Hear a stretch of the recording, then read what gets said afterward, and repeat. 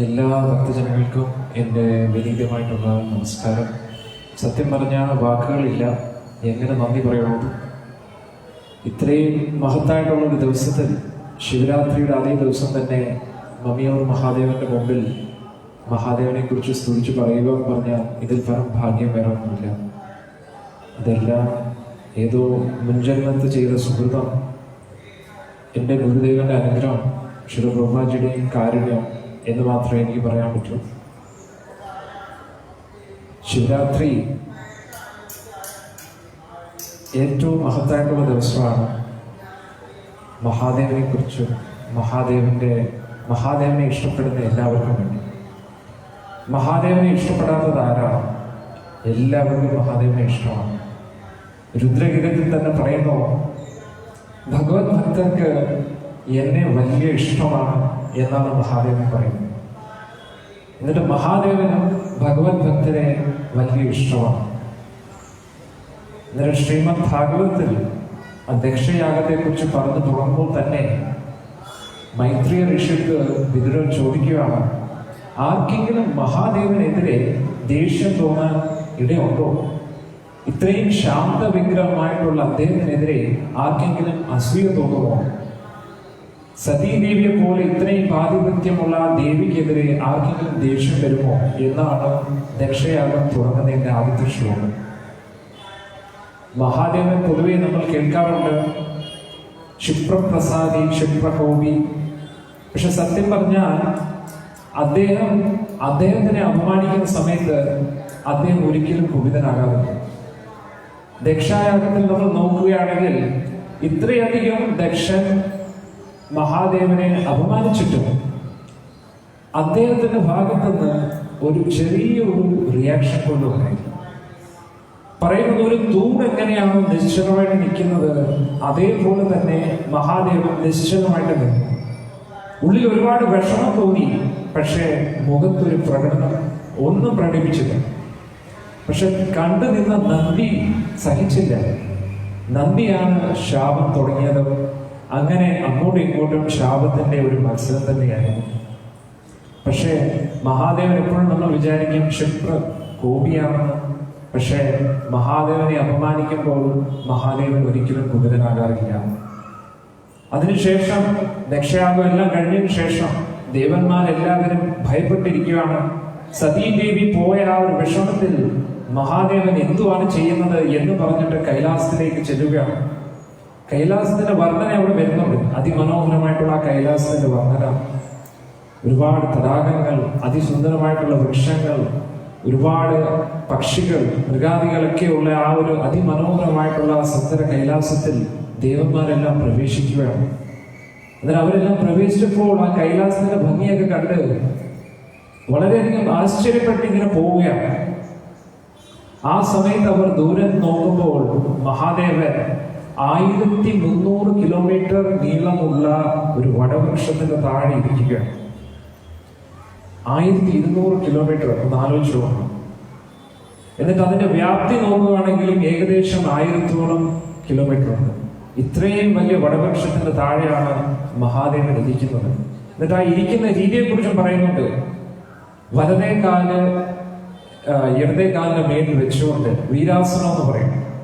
ആ വലതേ കാല് മടക്കി, ഇടതേ കാല് മടക്കി വലതേ കാലിന്റെ മേലിൽ വെച്ചതിന് ശേഷം ആ ഒരു കൈ ഇങ്ങനെ താങ്ങി പിടിച്ച് മറ്റു കൈയിൽ രുദ്രാക്ഷം പിടിച്ച് ഒരു വിരലിങ്ങനെ ചൂണ്ടിക്കൊണ്ട് ഇങ്ങനെ ജപിച്ചുകൊണ്ടിരിക്കുകയാണ്. എന്നിട്ട് സനകാദി ഋഷികളും നാരദ മഹർഷിയും എല്ലാവരും നിൽക്കെ ഉപദേശം പറഞ്ഞു കൊടുക്കുകയാണ്. പൊതുവെ നമുക്ക് ഇഷ്ടപ്പെട്ട ആരെങ്കിലും മരിച്ചു കഴിഞ്ഞാൽ നമുക്ക് എപ്പോഴെങ്കിലും ഉപദേശം കൊടുക്കാൻ പറ്റുമോ? ആർക്കെങ്കിലും? നമ്മൾ എപ്പോഴും മറ്റൊരു വ്യക്തിയിൽ നിന്ന് ഉപദേശം സ്വീകരിക്കാറേ ഉള്ളൂ. ഇവിടെയാണ് നമ്മൾ മനസ്സിലാക്കേണ്ടത്, മഹാദേവൻ സാധാരണ ഒരു വ്യക്തിയല്ല. മഹായോഗി ഭഗവാൻ, ആദി ഗുരു, അദ്ദേഹത്തെ പലപ്പോഴും ദക്ഷന പോലും മനസ്സിലായില്ല അദ്ദേഹത്തിന്റെ സ്ഥാനം. അന്നേരം ഇന്ന് നമ്മൾ പ്രഭാഷണത്തിൽ ചർച്ച ചെയ്യാൻ പോകുന്നത് ശിവതത്വം.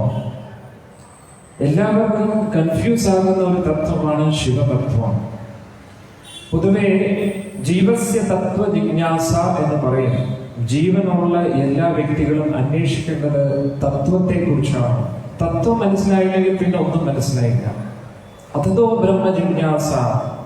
മനുഷ്യജന്മം കിട്ടിയ എല്ലാവരും ആഹാര നിദ്ര ഭയമൈഥുനാം ച സാമാന്യമേത പശുഭിർനരാണാം ധർമ്മോ ഹി തേഷാം അധികോ വിശേഷോ ധർമ്മേന ഹീനം പശുഭിർ സമാനം. മനുഷ്യജന്മം ലഭിച്ച എല്ലാവരും തത്വത്തെക്കുറിച്ച് അറിയാൻ ശ്രമിക്കണം. തത്വത്തെക്കുറിച്ച് അറിയാൻ ശ്രമിച്ചില്ലെങ്കിൽ പിന്നെ മൃഗങ്ങളും നമ്മളും തമ്മിൽ എന്താണ് വ്യത്യാസം എന്നാണ് പറയുന്നത്. മൃഗങ്ങൾ നമ്മൾ നോക്കുകയാണെങ്കിൽ ആഹാരം കഴിക്കും, ഉറങ്ങും, ഇണചേരും, സ്വയം രക്ഷ ചെയ്യും. പക്ഷേ തത്വത്തെക്കുറിച്ച് അന്വേഷണം ചെയ്യാൻ പറ്റുന്നത് മനുഷ്യർക്ക് മാത്രമാണ്. അതുകൊണ്ട് തത്വത്തെ നമ്മൾ മനസ്സിലാക്കിയിരിക്കണം. തത്വമസി നമ്മൾ എപ്പോഴും കേൾക്കുന്നുണ്ട്, അഹം ബ്രഹ്മാസ്മി എന്നൊക്കെ കേൾക്കുന്നുണ്ട്. പക്ഷെ ഇതിന്റെയൊക്കെ അർത്ഥം എന്താണെന്ന് നമ്മൾ മനസ്സിലാക്കി ഇതിന്റെ അടിസ്ഥാനത്തിൽ നമ്മൾ ജീവിക്കുകയാണെങ്കിൽ 99.99% നമ്മുടെ ജീവിതത്തിലെ പ്രശ്നങ്ങളും തീരുമെന്നുള്ളതാണ്. പക്ഷെ നമ്മുടെ ജീവിതത്തിലെ പ്രശ്നം എന്ന് പറഞ്ഞാൽ തത്വം എന്താണെന്ന് അറിഞ്ഞുകൂട.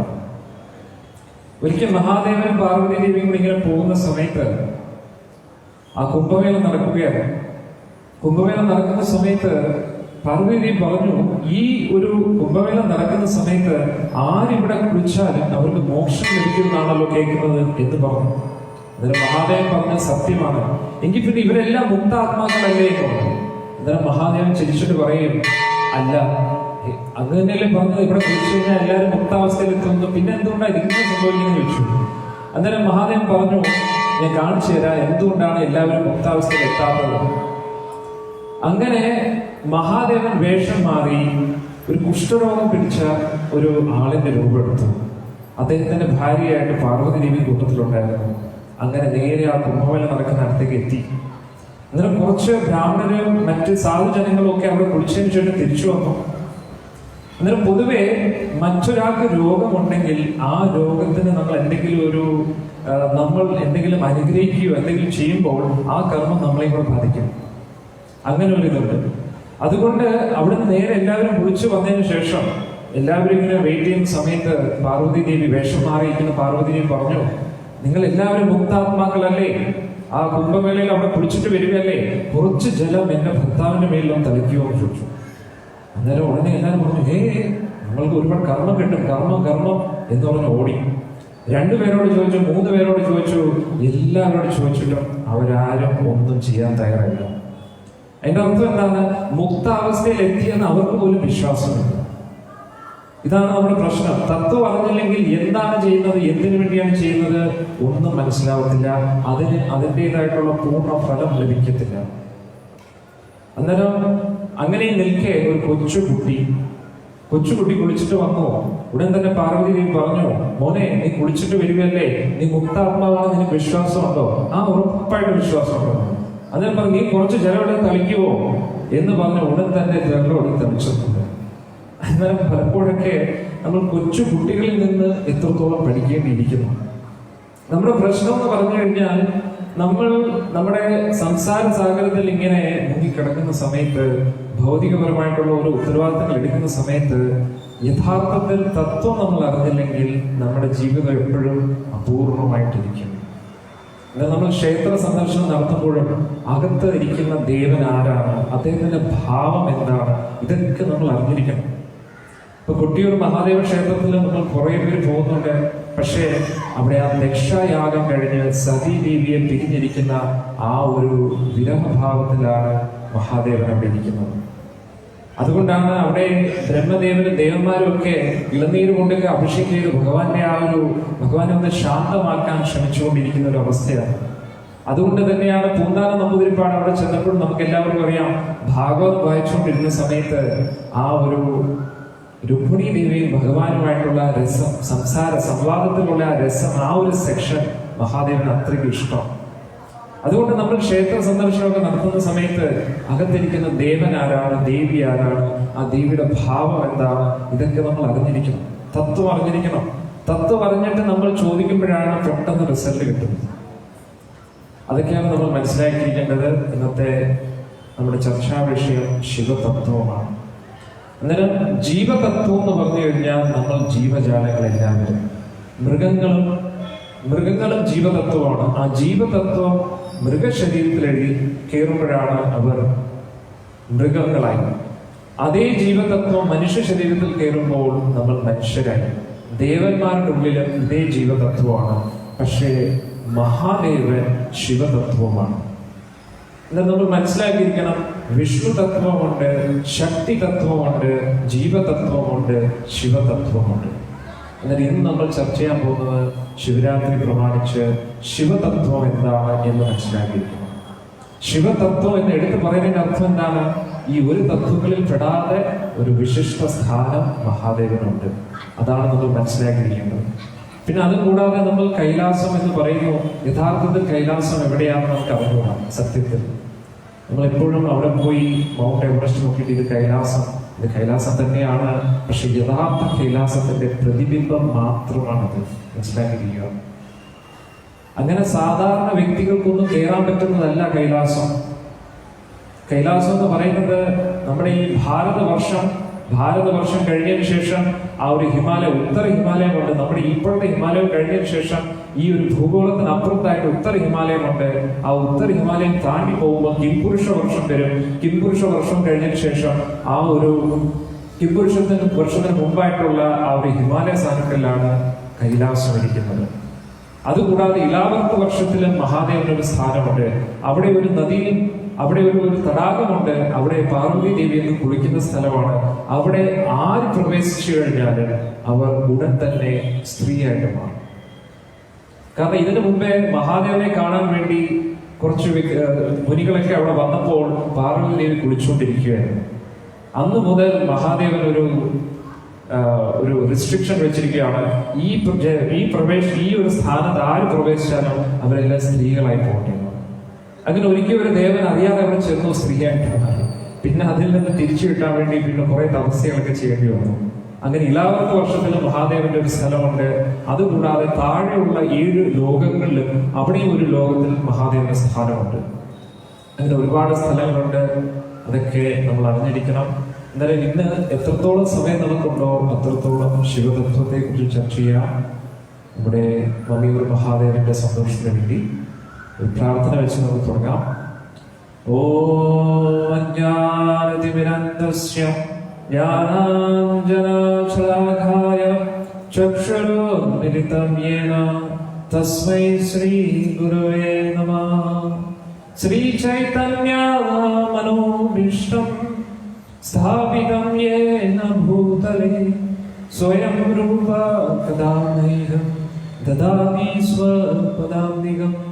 വന്ദേഹം ശ്രീഗുരോ ശ്രീയുതാപദകമലം ശ്രീഗുരും വൈഷ്ണവാംശ്ച ശ്രീരൂപം സാഗ്രജാതം സഹഗണ രഘുനാഥാന്വിതം തം സജീവം സാദ്വൈതം സാവധൂതം പരിജനാസഹിതം കൃഷ്ണചൈതന്യദേവം ശ്രീരാധാ കൃഷ്ണപാദ സഹഗണ ലളിതാ ശ്രീവിശാഖാന്വിതം ച.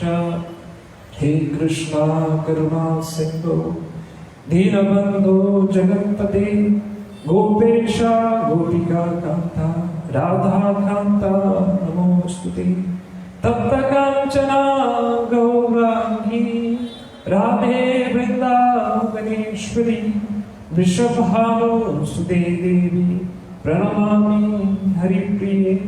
നമോ വിഷ്ണുപാദായ കൃഷ്ണപ്രേഷ്ഠായ ഭൂതലേ ശ്രീമതേ ഭക്തിവേദാന്ത സ്വാമിൻ ഇതി നാമിനി.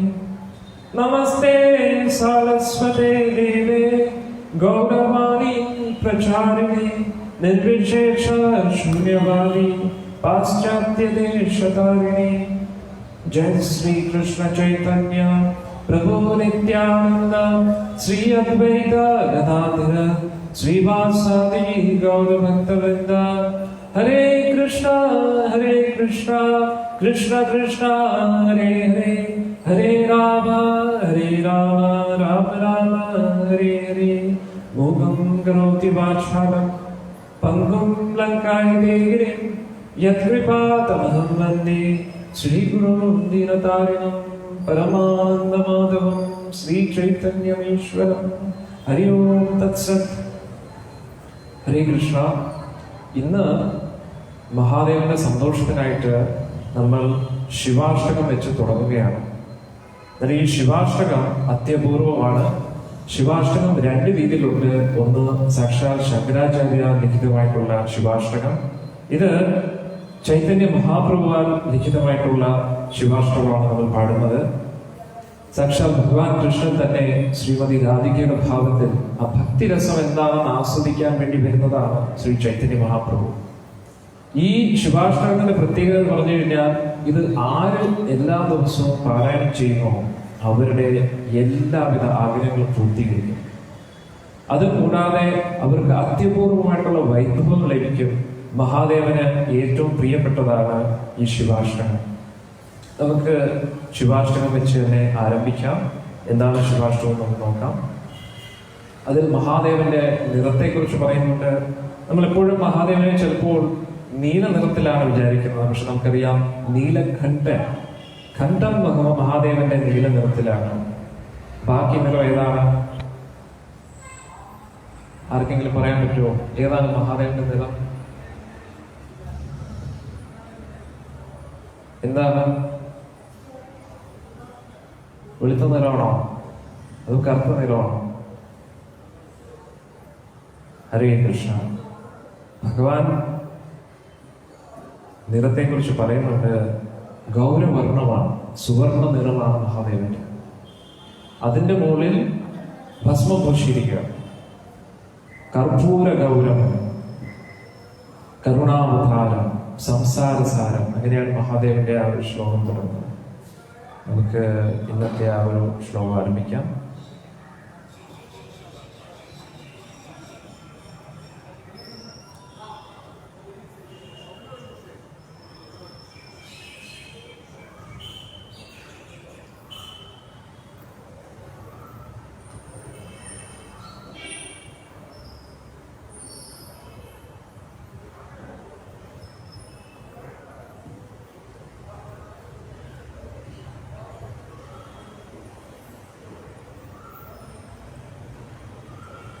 ഇങ്ങനെയാണ് തുടങ്ങുന്നത് ശിവാഷ്ടകം.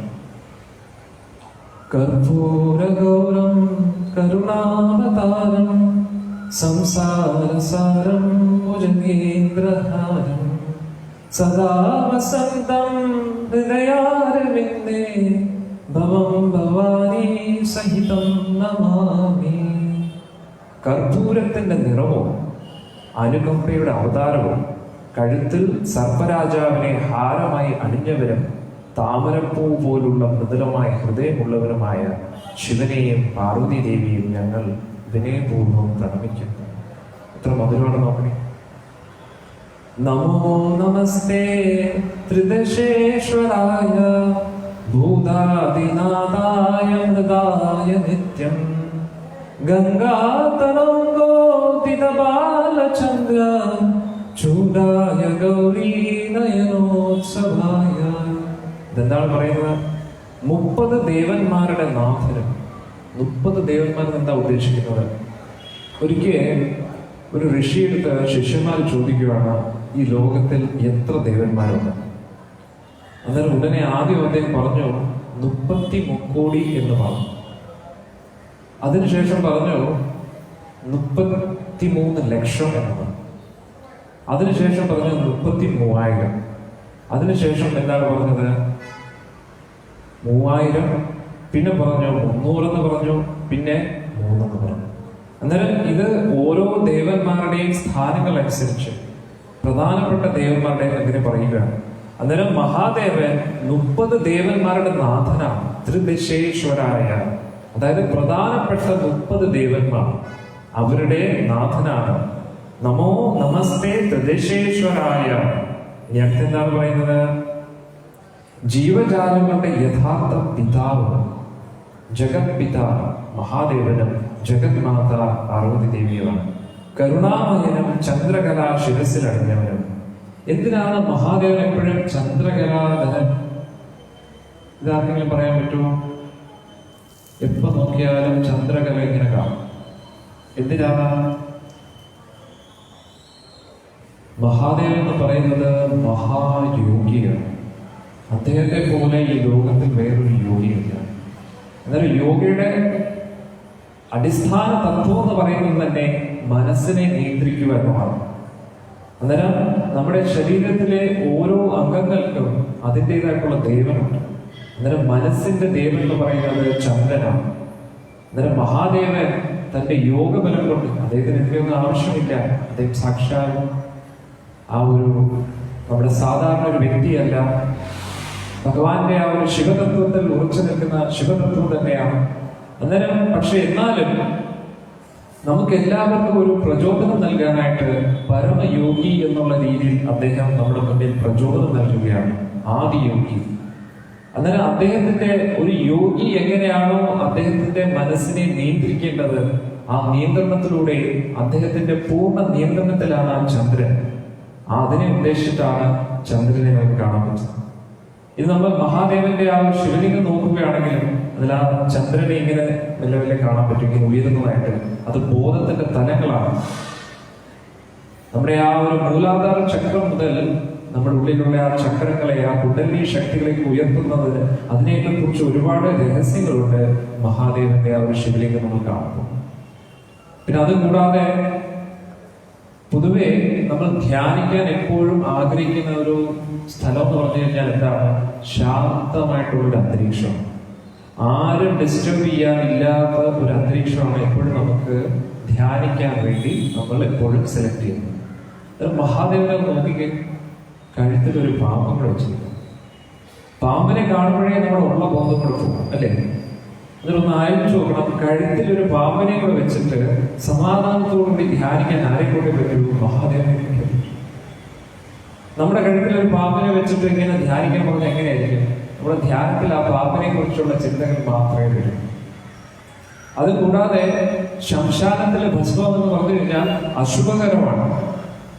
പൊതുവെ അതിനെ തൊട്ട് കഴിഞ്ഞാൽ പിന്നെ നമ്മൾ അശുചിയായി, ശുചി നഷ്ടപ്പെട്ടു. പിന്നെ ധ്യാനത്തിനോ ദൈവിക ചിന്തകളെ ഉണർത്താനോ പറ്റത്തില്ല. പക്ഷെ മഹാദേവൻ എന്താ ചെയ്യുന്നത്? ആ ഭസ്മം വരെ പൂശിയിട്ടിരിക്കുകയാണ്. അതായത് എല്ലാ അശുചിക്കും എല്ലാവിധ ബുദ്ധിമുട്ടുകൾക്കും അപ്പുറത്താണ് ഒരിക്കലും അദ്ദേഹത്തിന്റെ ധ്യാനത്തെ ഭഗ്നപ്പെടുത്താൻ പറ്റുന്നത്. പരമയോഗി, യോഗയുടെ ഓരോ ശാസ്ത്രം ദത്താത്രേയ ഋഷി പറയുന്ന ദത്താത്രേയ സൂത്രത്തിൽ പറയുന്നു, അദ്ദേഹത്തിന്റെ ഗുരു മഹാദേവനാണ്. എല്ലാവരുടെയും ഗുരു മഹാദേവനാണ്. അതായത് ആദി ഗുരു. അന്നേരം അദ്ദേഹത്തിന് പൊതുവെ നമ്മൾ ഇന്നത്തെ കാലത്ത് യോഗാസനമൊക്കെ പല ആൾക്കാരും പഠിക്കുന്നുണ്ട്. എത്ര ആസനങ്ങളുണ്ടെന്ന് അറിയാമോ? 84 ലക്ഷം ആസനങ്ങൾ. നമുക്ക് ആകെ പഠിക്കാൻ പറ്റുന്ന മാക്സിമം ഒരു 20-30 ആയിരിക്കും. പക്ഷെ 84 ലക്ഷം ആസനങ്ങളുണ്ട്. ഇതെല്ലാം മഹാദേവൻ അവിടെ ഭൂതഗണങ്ങൾക്കും പാർവതിക്കും പഠിപ്പിച്ചു കൊടുക്കുകയാണ്. ആലോചിച്ചു, നമ്മുടെ ശരീരം 84 ലക്ഷം രീതിയിൽ വളയുമെന്നാണ് പറയുന്നത്. പക്ഷെ അതൊന്നും നമുക്ക് അറിഞ്ഞുകൂടാ. എന്നാൽ ഈ ആസനങ്ങളുടെ ഉദ്ദേശം എന്താണ്?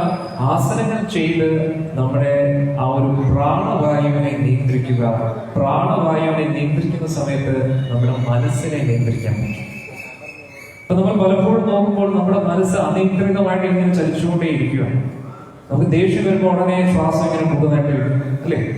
പലപ്പോഴും നമ്മുടെ മനസ്സിന് ടെൻഷൻ വരുമ്പോൾ ശ്വാസം ഇങ്ങനെ കൂടും. എന്നിട്ട് ശ്വാസവും നമ്മുടെ മനസ്സുമായിട്ട് ഒരുപാട് കണക്ഷൻ ഉണ്ട്, അത് മനസ്സിലാക്കിയിട്ടില്ല. അന്നേരം മനസ്സിനെ നിയന്ത്രിച്ചു കഴിഞ്ഞാൽ ശ്വാസത്തെ നിയന്ത്രിക്കാം, ശ്വാസത്തെ നിയന്ത്രിച്ചു കഴിഞ്ഞാൽ ഇന്ദ്രിയങ്ങളെ നിയന്ത്രിക്കാം. അല്ലെങ്കിൽ പിന്നെ റിവേഴ്സ് ആയിട്ട് ചെയ്യണം. ആസനങ്ങൾ വഴി ഇന്ദ്രിയങ്ങളെ നിയന്ത്രിക്കുക, പ്രാണവായുവിനെ നിയന്ത്രിക്കുക, മനസ്സിനെ നിയന്ത്രിക്കുക. അന്നേരം ആസനങ്ങളിലേക്ക് ഉദ്ദേശം എന്താണെന്ന് ചോദിച്ചു കഴിഞ്ഞാൽ ഇരുത്തം വരും. ആസനം എന്ന് പറഞ്ഞാൽ ഇരുത്തം വരണം. കൊച്ചുകുട്ടികളൊക്കെ ഇങ്ങനെ ഓടിക്കൊണ്ടിരിക്കും, അടങ്ങി ഒതുങ്ങി ഒരിടത്ത് ഇരിക്കും എന്ന് നമ്മൾ പറയുന്നത്. സത്യം പറഞ്ഞാൽ ഒരിടത്ത് സമാധാനമായിട്ട് ഇരിക്കണമെങ്കിൽ നമ്മുടെ മനസ്സിന് കുറച്ച് നിയന്ത്രണം. ചഞ്ചലമായിട്ടുള്ള മനസ്സുള്ളവർക്ക് ഒരിക്കലും ഒരിടത്ത് സമാധാനമായിട്ട് ഇരിക്കാൻ പറ്റില്ല. ഇരിക്കാൻ പറ്റാത്തതിന്റെ അർത്ഥം എന്താണ്? രജോഗുണം കൂടും. നിങ്ങളെ ഉദ്ദേശിച്ചല്ലോ, പൊതുവെ പറഞ്ഞതാണ്. അന്നേരം പൊതുവെ നമ്മൾ നോക്കുകയാണെങ്കിൽ സത്വഗുണം കൂടുന്നതിനനുസരിച്ചാണ് നമുക്ക് എവിടെയെങ്കിലും ഇരിക്കാൻ പറ്റും. അന്നേരം നമ്മൾ സത്യം പറഞ്ഞ ആസന വിജയം നമുക്ക് വേണം. ആസന വിജയം എന്ന് പറഞ്ഞു കഴിഞ്ഞാൽ ഒരു ദിവസം എപ്പോഴെങ്കിലും ഒരു 5 മിനിറ്റെങ്കിലും നമ്മൾ ഒരിടത്ത് ഒന്നും ചെയ്യാതിരിക്കാൻ പഠിക്കണം. പക്ഷെ സത്യം പറഞ്ഞാൽ അതുപോലും നമുക്ക് പറ്റുന്നില്ല. നമ്മൾ എന്തെങ്കിലും ചെയ്തുകൊണ്ടിരിക്കുമ്പോൾ TV കണ്ടുകൊണ്ടിരിക്കുമ്പോഴായിരിക്കും ആഹാരം കഴിക്കുന്നത്, ഓഫീസിൽ എന്തെങ്കിലും ചെയ്തുകൊണ്ടിരിക്കുമ്പോൾ ഫോൺ വിളിക്കും. നമ്മൾ ചെയ്യുന്നതെന്ന് മനസ്സ് വേറെ, പിന്നെ നമ്മുടെ ബുദ്ധി വേറെ എവിടെയായിരിക്കും, നമ്മൾ വേറെ എവിടെയായിരിക്കും. ഇതുകൊണ്ടാണ് അവിടെ ഇവിടെ ഇല്ലാതെ വായിക്കുന്നത്. ഫോക്കസ് കിട്ടാത്ത എന്തുകൊണ്ടാണ്? നമ്മുടെ ശരീരം ഒരിടത്തും നമ്മുടെ മനസ്സ് ഒരിടത്തും നമ്മുടെ ആഗ്രഹങ്ങൾ വേറെ ഒരു സ്ഥലത്ത്. അന്നേരം യോഗ എന്ന് പറഞ്ഞു കഴിഞ്ഞാൽ കണക്ട് ചെയ്യുക, ലിങ്ക് ചെയ്യുക എന്ന് പറഞ്ഞു കഴിഞ്ഞാൽ നമ്മുടെ ശരീരം, നമ്മുടെ മനസ്സ്, നമ്മുടെ വായു, നമ്മൾ ഇതെല്ലാം ഒറ്റ ഹാർമണിയിൽ നിൽക്കുക, ഒരിടത്ത് നിർത്തുക. എങ്കിൽ മാത്രമേ നമ്മൾ ഇപ്പോൾ പലപ്പോഴും ബുദ്ധിമുട്ടി ചെയ്യുന്ന പല കാര്യങ്ങളും വളരെ എളുപ്പത്തിൽ നമുക്ക് ചെയ്യാൻ പറ്റും. സത്യമാണ്. ഇപ്പോൾ നമ്മൾ വിചാരിക്കാം ഈ ഒരു ജോലി തീർക്കാൻ വേണ്ടി നമുക്ക് ഒരുപാട് സമയം എടുക്കുന്നു. സത്യം പറഞ്ഞാൽ അത്രയും സമയമൊന്നും എടുക്കത്തില്ല. ഫോക്കസ്ഡ് ആയിട്ട് നമ്മൾ ചെയ്യുകയാണെങ്കിൽ ഇപ്പോൾ നമ്മൾ ഒരു 8 മണിക്കൂർ കൊണ്ട് ചെയ്യുന്ന പല കാര്യങ്ങളും കുറഞ്ഞ പക്ഷേ 4 മണിക്കൂർ കൊണ്ട് നീ ചെയ്യാൻ പറ്റും. നമ്മൾ മനസ്സിലാക്കിയിരിക്കുക. അന്നേരം നമുക്ക് ഇത്രയും എല്ലാവർക്കും 24 മണിക്കൂറേ ലഭിക്കുന്നുള്ളൂ. പക്ഷെ ആ 24 മണിക്കൂർ എങ്ങനെ ഉപയോഗിക്കുന്നോ അത് നമ്മുടെ കയ്യിലിരിക്കും. ഇപ്പോ ഉദാഹരണത്തിന് ഒരു കൊച്ചുകുട്ടിയെ നോക്കുകയാണെങ്കിൽ ഒരു ക്ലാസ് റൂമിൽ തന്നെയാണ് എല്ലാ കുട്ടികൾക്കും ഒരേ ടീച്ചർ ഒരേ സിലബസ് കൊടുക്കും. കുട്ടികൾ പല രീതിയിലാണ്, സിലബസ് ഒന്നാണ്, ടീച്ചർ ഒന്നാണ്. പക്ഷെ അതിൽ നിന്ന് എല്ലാ കുട്ടികളും ടോപ്പ് വരാറില്ല. എന്തുകൊണ്ടെന്ന് വെച്ചാൽ ഓരോ കുട്ടികൾക്കും ജന്മന അവരുടെ മനസ്സിൽ എത്രത്തോളം നിയന്ത്രണമുണ്ടോ അതിനനുസരിച്ചാണ് അവർ മുന്നോട്ട് വരുന്നത്. അതിന്റെ അർത്ഥം എന്താണ്? നമ്മൾ ജീവിതകാലം മുഴുവൻ ഏത് മനസ്സുകൊണ്ട് ജനിച്ചോ നീ അങ്ങനെ തന്നെ ഇരുന്നാൽ മതിയോ? അങ്ങനെയല്ല. യോഗ അനുഷ്ഠാനത്തോടുകൂടിയും ധ്യാനത്തിലൂടെയും അതിൽ നിന്ന് നമുക്ക് ഉയരാൻ പറ്റും. അതുകൊണ്ടാണ് നമ്മൾ ക്ഷേത്രത്തിൽ ദർശിക്കുന്നതും ആ ഭഗവാന്റെ അനുഗ്രഹം, നമ്മുടെ ധ്യാനം, ഭഗവാന്റെ അനുഗ്രഹം, ഇതെല്ലാം കൂടെ കൂടിച്ചേരുമ്പോഴാണ് നമുക്ക് മനസ്സിൽ നിയന്ത്രണം വരുന്നത്. നമ്മളെ കൊണ്ട് നമുക്ക് മനസ്സിനെ ഒരിക്കലും നിയന്ത്രിക്കാൻ പറ്റത്തില്ല. എന്നാൽ നമ്മുടെ എഫേർട്സ് വേണം. നമ്മൾ തപസ്യകൾ അനുഷ്ഠിക്കണം. തപസ്യകൾ എന്ന് പറഞ്ഞാൽ എന്താണ്? ഉയർന്ന ലാഭത്തിന് വേണ്ടി കുറച്ച് അസൗകര്യങ്ങളൊക്കെ സ്വീകരിക്കുക. അതാണ്. അപ്പൊ ഭഗവാനെ കുറിച്ച് കേൾക്കുക എന്ന് പറഞ്ഞു കഴിഞ്ഞാൽ അത്ര എളുപ്പമല്ല. കുറച്ചു നേരം ഇരിക്കേണ്ടി വരും. അതൊക്കെ അതുകൂടാതെ ഇപ്പോ ഇന്ന് രാവിലെ നിങ്ങൾക്ക് പല തിരക്ക് കാണും. പക്ഷെ ഇന്ന് ശിവരാത്രിയാണെന്ന് മനസ്സിലാക്കി നിങ്ങൾ ക്ഷേത്ര സന്ദർശനത്തിന് വേണ്ടി വന്നു. ഇതൊക്കെ കുറച്ച് അസൗകര്യങ്ങളാണ്. നിങ്ങൾ ഈ സമയം കൊണ്ട് വേറെ പല കാര്യങ്ങൾ ചെയ്യാൻ പറ്റും. ഇന്ന് പിന്നെ ശിവരാത്രിയാണ്. ശിവരാത്രിയുടെ അന്ന് രാത്രി ഉറങ്ങാതിരിക്കുക, അതൊക്കെ കുറച്ച് ബുദ്ധിമുട്ടുള്ള കാര്യമാണ്. പക്ഷെ ആ ബുദ്ധിമുട്ടുകൾ നമ്മൾ സ്വീകരിക്കുമ്പോൾ നമ്മുടെ ബോധം ഉയരും. അതാണ് നമ്മൾ മഹാദേവന്റെ ആശ്രമം ലിംഗത്തിൽ നോക്കുവാണെങ്കിൽ ചന്ദ്രൻ ഇങ്ങനെ ഓരോരോ ചന്ദ്രന്റെ ലേയേഴ്സ് കാണുന്നത്. അതായത് നമ്മൾ പൊതുവെ പലതരം ചക്രങ്ങളുണ്ട്. 108 പരം ചക്രങ്ങളുണ്ട് നമ്മുടെ ശരീരത്തിന് ചുറ്റും. ഇതൊക്കെ പല എനർജിയുടെ കേന്ദ്രങ്ങളാണ്. അന്നേരം നമ്മൾ ബോധത്തെ ഏതെങ്കിലും ഒരു ചക്രത്തിൽ കേന്ദ്രീകരിച്ചു കഴിഞ്ഞാൽ അതിനനുസരിച്ച് നമ്മുടെ ഉള്ളിലുള്ള ശക്തികൾ ഉണരും, നമ്മുടെ ബോധം ഉയരും. ഒരുപാട് ശക്തികൾ നമ്മുടെ ഉള്ളിൽ ഉറങ്ങി കിടപ്പുണ്ട്. അതുകൊണ്ടാണ് കുണ്ടലിനി ശക്തികൾ നോക്കുവാണെങ്കിൽ ആ ഒരു കുണ്ടലിനി ശക്തിയുടെ പ്രതീകമായിട്ട് കാണിക്കുന്നത് തന്നെ സർപ്പത്തെയാണ്. ആ സർപ്പം നമ്മൾ പണ്ടൊക്കെ ഈ പാമ്പാട്ടിയുടെ കയ്യിൽ ഒരു ബാസ്ക്കറ്റ് കാണും. അതേപോലെ ഒരു ബാസ്ക്കറ്റിനകത്ത് നമ്മുടെ ഈ വാരിയലിന്റെ ഏറ്റവും അടിഭാഗത്തുള്ള മൂലാധാര ചക്രം എല്ലുമായിട്ട് ഒരു ബന്ധമില്ല. ഇത് സൂക്ഷ്മ ശരീരമാണ്. ഞാൻ പറയുന്നത് നമുക്കത് കാണാൻ പറ്റത്തില്ല, സൂക്ഷ്മമാണ്. ആ ധ്യാന അവസ്ഥയിൽ മാത്രമേ അതിലേക്ക് ആക്സസ് ചെയ്യാൻ പറ്റുള്ളൂ. ഇനി ആയുർവേദം അനുസരിച്ച് നാഡി എന്ന് പറയുന്നത് ഞരമ്പല്ല. പലപ്പോഴും നാഡി എന്ന് പറയുന്നു, പക്ഷെ ഞരമ്പല്ല. അത് സൂക്ഷ്മ സഞ്ചാരം, വായുവിൽ സഞ്ചരിക്കാനുള്ള വഴികളാണ്. അതായത് നമ്മുടെ ശരീരത്തിൽ 72,000 നാഡികളുണ്ട്. എന്നാൽ നമ്മുടെ പ്രാണവായു, ഇതെല്ലാം ഞാൻ എന്തിനാ പറയുന്നത്? മഹാദേവന് ഇതൊക്കെ ഇഷ്ടമുള്ള ടോപ്പിക്സ് ആണ്. ആദി യോഗിയാണ് മഹാദേവൻ. അതുകൊണ്ടാണ് നമ്മൾ എപ്പോൾ നോക്കിയാലും അദ്ദേഹം ധ്യാനാവസ്ഥയിലാണ്. പാർവതി ദേവി അങ്ങോട്ട് ചെന്നെന്തെങ്കിലും ചോദിക്കുമ്പോൾ മാത്രമേ അദ്ദേഹം സംസാരിക്കൂ, അല്ലെങ്കിൽ പൊതുവേ ഇല്ലാതിരിക്കും. എന്നാൽ നമ്മുടെ ശരീരത്തിൽ 72,000 നാഡികളുണ്ട്. ആ നാഡികളിലൂടെ എല്ലാം നമ്മുടെ വായു കറക്റ്റായിട്ട് സഞ്ചരിക്കുകയാണെങ്കിൽ സത്യം പറഞ്ഞാൽ ഒരു രോഗവും വരുത്തി. നമ്മുടെ ജനനം അതിന്റെ നമ്മുടെ ആയുസ് എന്ന് പറയുന്നത് എന്തിന്റെ അടിസ്ഥാനത്തിലാണെന്ന് വെച്ച് കഴിഞ്ഞാൽ എത്ര വർഷം നമ്മൾ ജീവിക്കുന്നു എന്നല്ല നമ്മുടെ ആയുസ്, എത്ര ശ്വാസോച്ഛ്വാസം നമ്മൾ എടുക്കുന്നു അതിന്റെ അടിസ്ഥാനത്തിൽ. എന്നാലും ജനിക്കുമ്പോഴേ ഒരു കണക്കുണ്ട്, ഇത്ര ശ്വാസോച്ഛ്വാസം. അതുകൊണ്ട് പെട്ടെന്ന് തന്നെ ശ്വാസം അടിച്ച് തീർക്കുകയാണെങ്കിൽ എന്താണ്, പെട്ടെന്ന് പോവാം.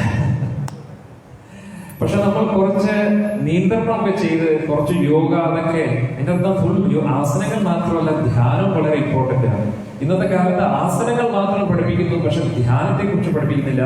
ധ്യാനമാണ് രാജയോഗ എന്ന് പറയുന്നത്. ധ്യാനം വളരെ ഇമ്പോർട്ടന്റ് ആണ്. ധ്യാനമില്ലാതെ ആസനങ്ങൾ മാത്രം പഠിച്ചിട്ട് ഒരു ഉപയോഗമില്ല. ധ്യാനത്തിന്റെ ഉദ്ദേശം തന്നെ ഞാൻ നേരത്തെ പറഞ്ഞ പോലെ ഒരു ഇരുത്തം വരണം.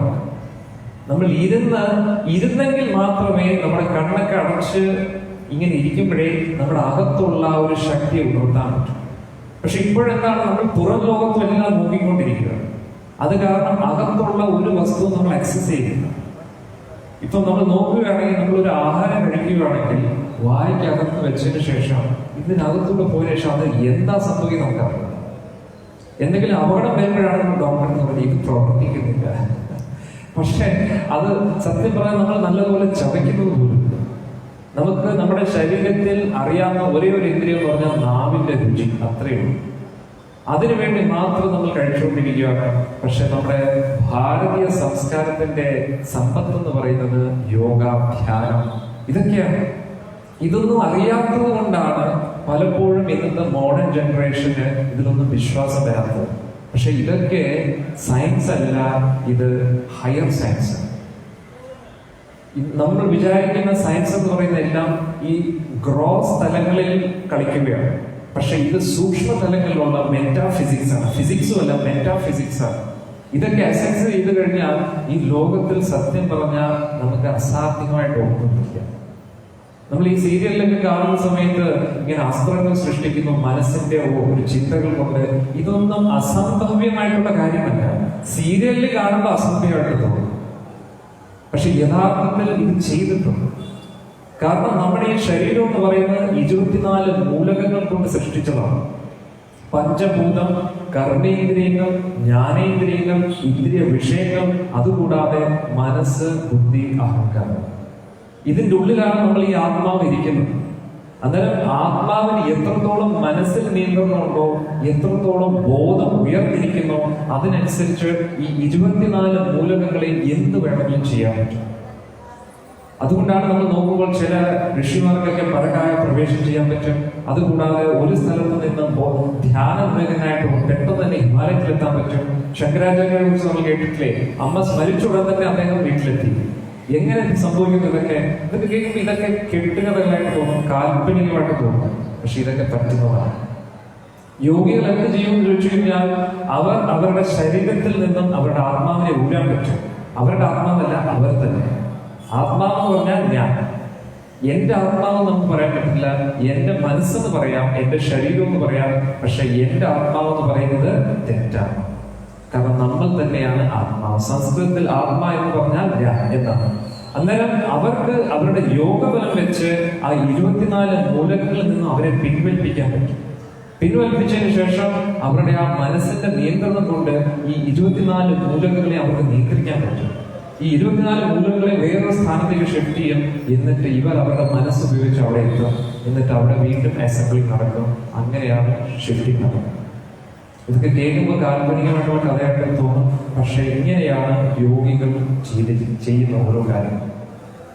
അന്നേരം നമ്മൾ മനസ്സിലാക്കിയിരിക്കുക, ആ ഒരു പ്രാണവായുവിനെ നിയന്ത്രിക്കുന്ന അതിനു വേണ്ടി നമ്മളെ സഹായിക്കുന്നതാണ് എല്ലാവിധ ധ്യാനങ്ങളും അനുഷ്ഠാനങ്ങളും ഒക്കെ. അന്നേരം നമ്മൾ പുറമേ ഉള്ള ആചാരത്തിൽ മാത്രം ഫോക്കസ് ചെയ്തിരുന്നിട്ട് എന്നിട്ട് നമ്മൾ ഈ ശരീരമാണ് എല്ലാം എന്ന് പറഞ്ഞിരിക്കുകയാണെങ്കിൽ ഒരിക്കലും നമുക്ക് യഥാർത്ഥത്തിൽ നമ്മൾ ആഗ്രഹിക്കുന്ന കാര്യങ്ങളൊന്നും നമുക്ക് ഒരിക്കലും ആക്സസ് ചെയ്യാൻ പറ്റില്ല. സത്യം പറഞ്ഞാൽ കാശായാലും സമ്പത്തായാലും എന്തായാലും നമ്മൾ ഇതെല്ലാം ചെയ്യുന്നത് കുറച്ച് ശാന്തിക്കും സമാധാനത്തിനും വേണ്ടിയാണ്. ആ ഒരു സമാധാനം നമുക്ക് ലഭിക്കണമെങ്കിൽ സത്യം പറഞ്ഞാൽ പുറമേ ഉള്ള ഒരു വസ്തുവിനും നമുക്ക് ശാന്തിയും സമാധാനവും നൽകാൻ പറ്റും.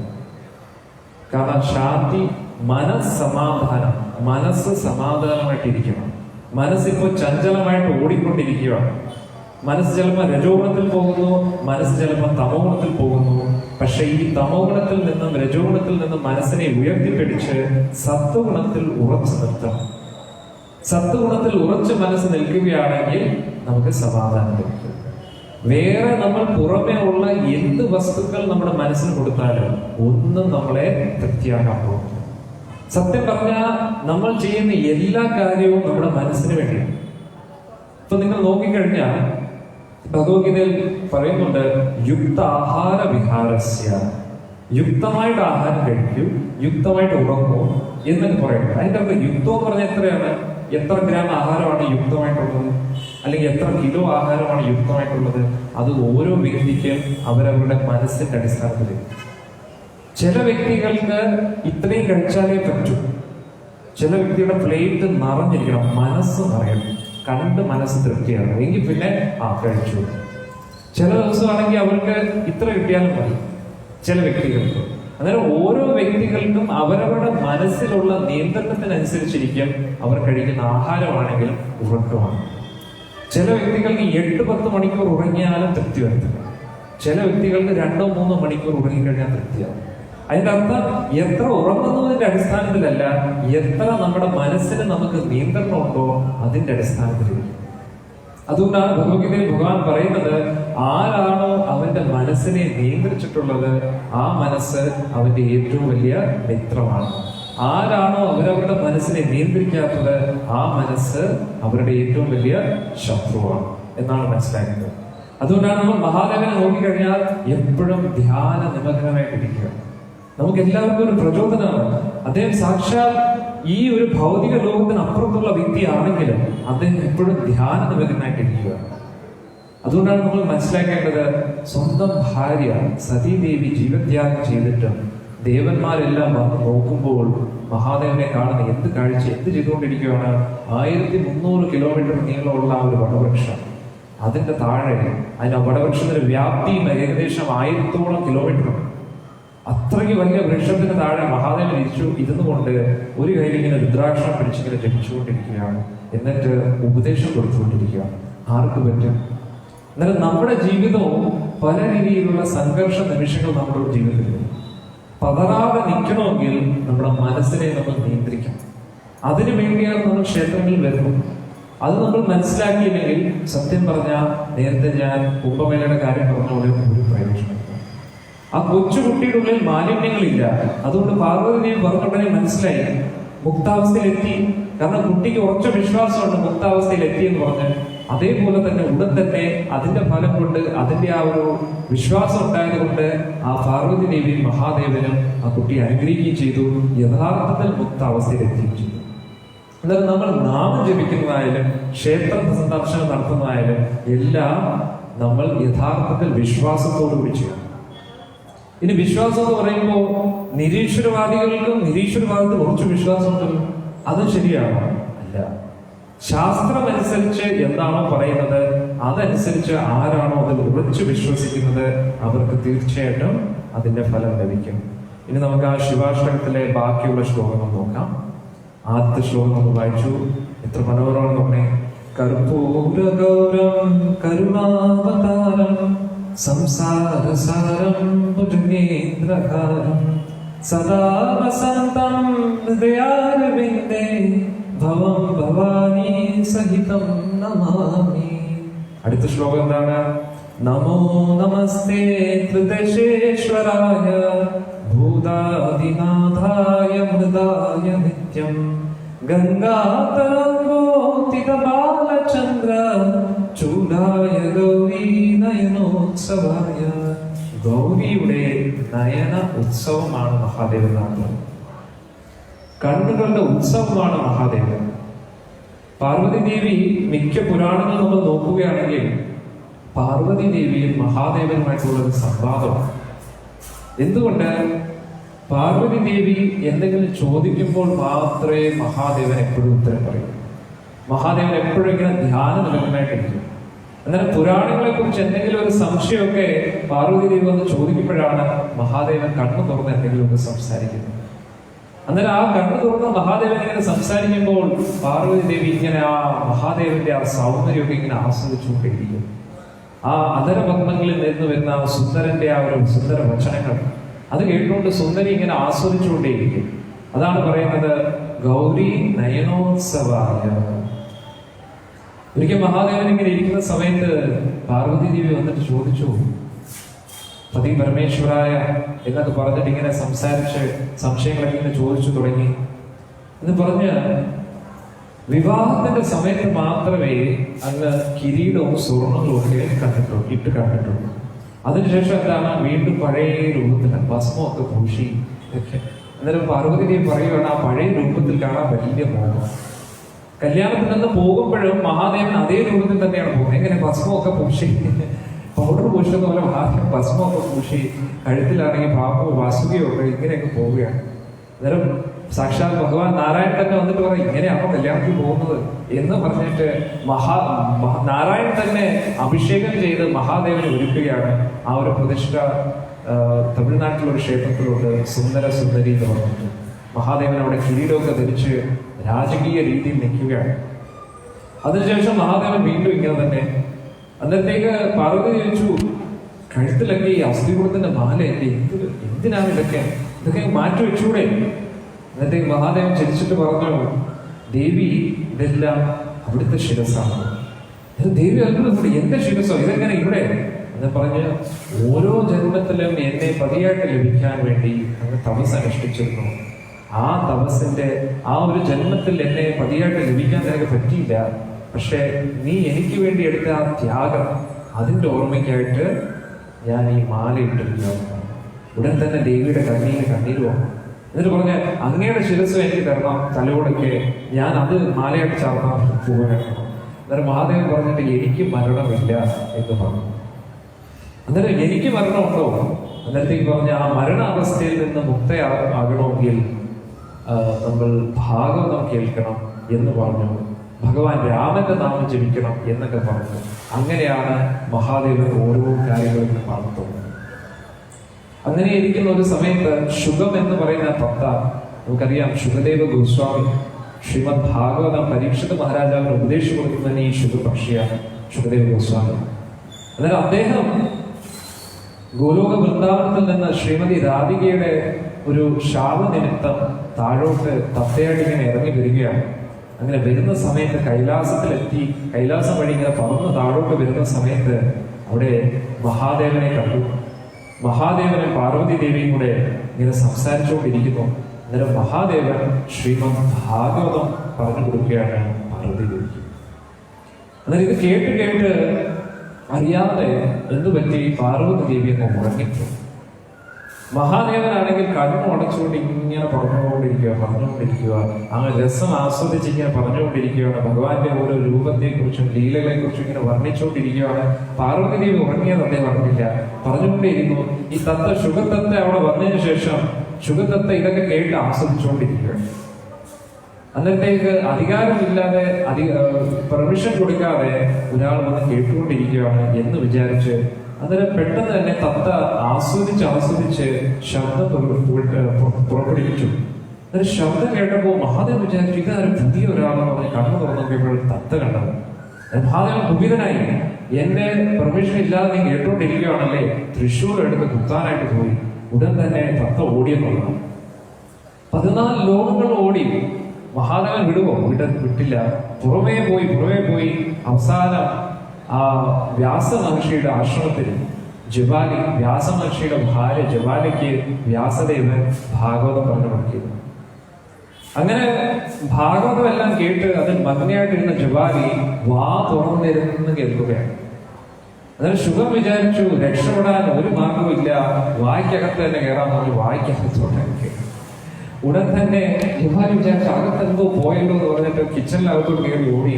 ഉടൻ തന്നെ മഹാദേവൻ വ്യാസദേവനടുത്ത് പറഞ്ഞു ഉടനെ അവനെ പുറത്തു വിടണം, ഞാൻ ഇപ്പോൾ തന്നെ അവനെ ഭസ്മമാക്കാൻ പോവുകയാണെന്ന് പറഞ്ഞു. അന്നേരത്തേക്ക് ഉടൻ തന്നെ വ്യാസദേവൻ ചിരിച്ചിട്ട് പറഞ്ഞു അങ്ങയുടെ മുഖാരബന്ധങ്ങളിൽ നിന്ന് തന്നെ ആ ശുഗപക്ഷി ഭാഗവതം കേട്ടു. ഇനി അദ്ദേഹത്തെ കൊല്ലാൻ ആർക്കും പറ്റത്തില്ലെന്നോ. അന്നേരത്തേക്ക് മഹാദേവൻ വിചാരിച്ചു ശരിയാണല്ലോ, ഇനി വധിക്കാനും പറ്റത്തില്ലല്ലോ എന്ന് പറഞ്ഞിട്ട് മഹാദേവൻ അവിടുന്ന് ആ ഒരു ഉദ്യോഗത്തിൽ നിന്ന് പുറത്തു. അങ്ങനെ ഒരുപാട് ലീലകൾ നമുക്ക് ചർച്ച ചെയ്യാം. ഇനി അടുത്ത ശ്ലോകം നമുക്ക് നോക്കാം.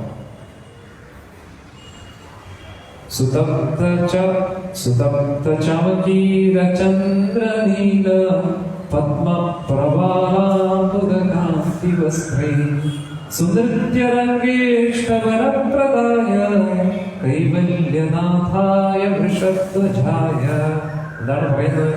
ഒരുക്കിയ സ്വർണത്തോട് സാമ്യമുള്ളവരും വിടർന്ന് നീലത്താമര കൂട്ടത്തിന്റെയോ കാന്തിമത്തായ കാർമേഘങ്ങളുടെ വർണ്ണമുള്ള വസ്ത്രാധാരണം ചെയ്തവരും തന്റെ ഭക്തരിൽ പ്രസന്നനായി ഏറ്റവും അഭികാമ്യമായ വരം നൽകുന്നതും ഭഗവാന്റെ ബ്രഹ്മജ്യോതിസിൽ വിലീനമാകാൻ പരിശ്രമിക്കുന്നവർക്ക് ശരണം നൽകുന്നവരും സ്വന്തം പതാകയിൽ കാളയുടെ ചിത്രമുള്ളവരുമായ മഹാദേവനെ ഞാൻ സാദരം പ്രണമിക്കുന്നു. ഇനി അടുത്ത ശ്ലോകം നോക്കാം.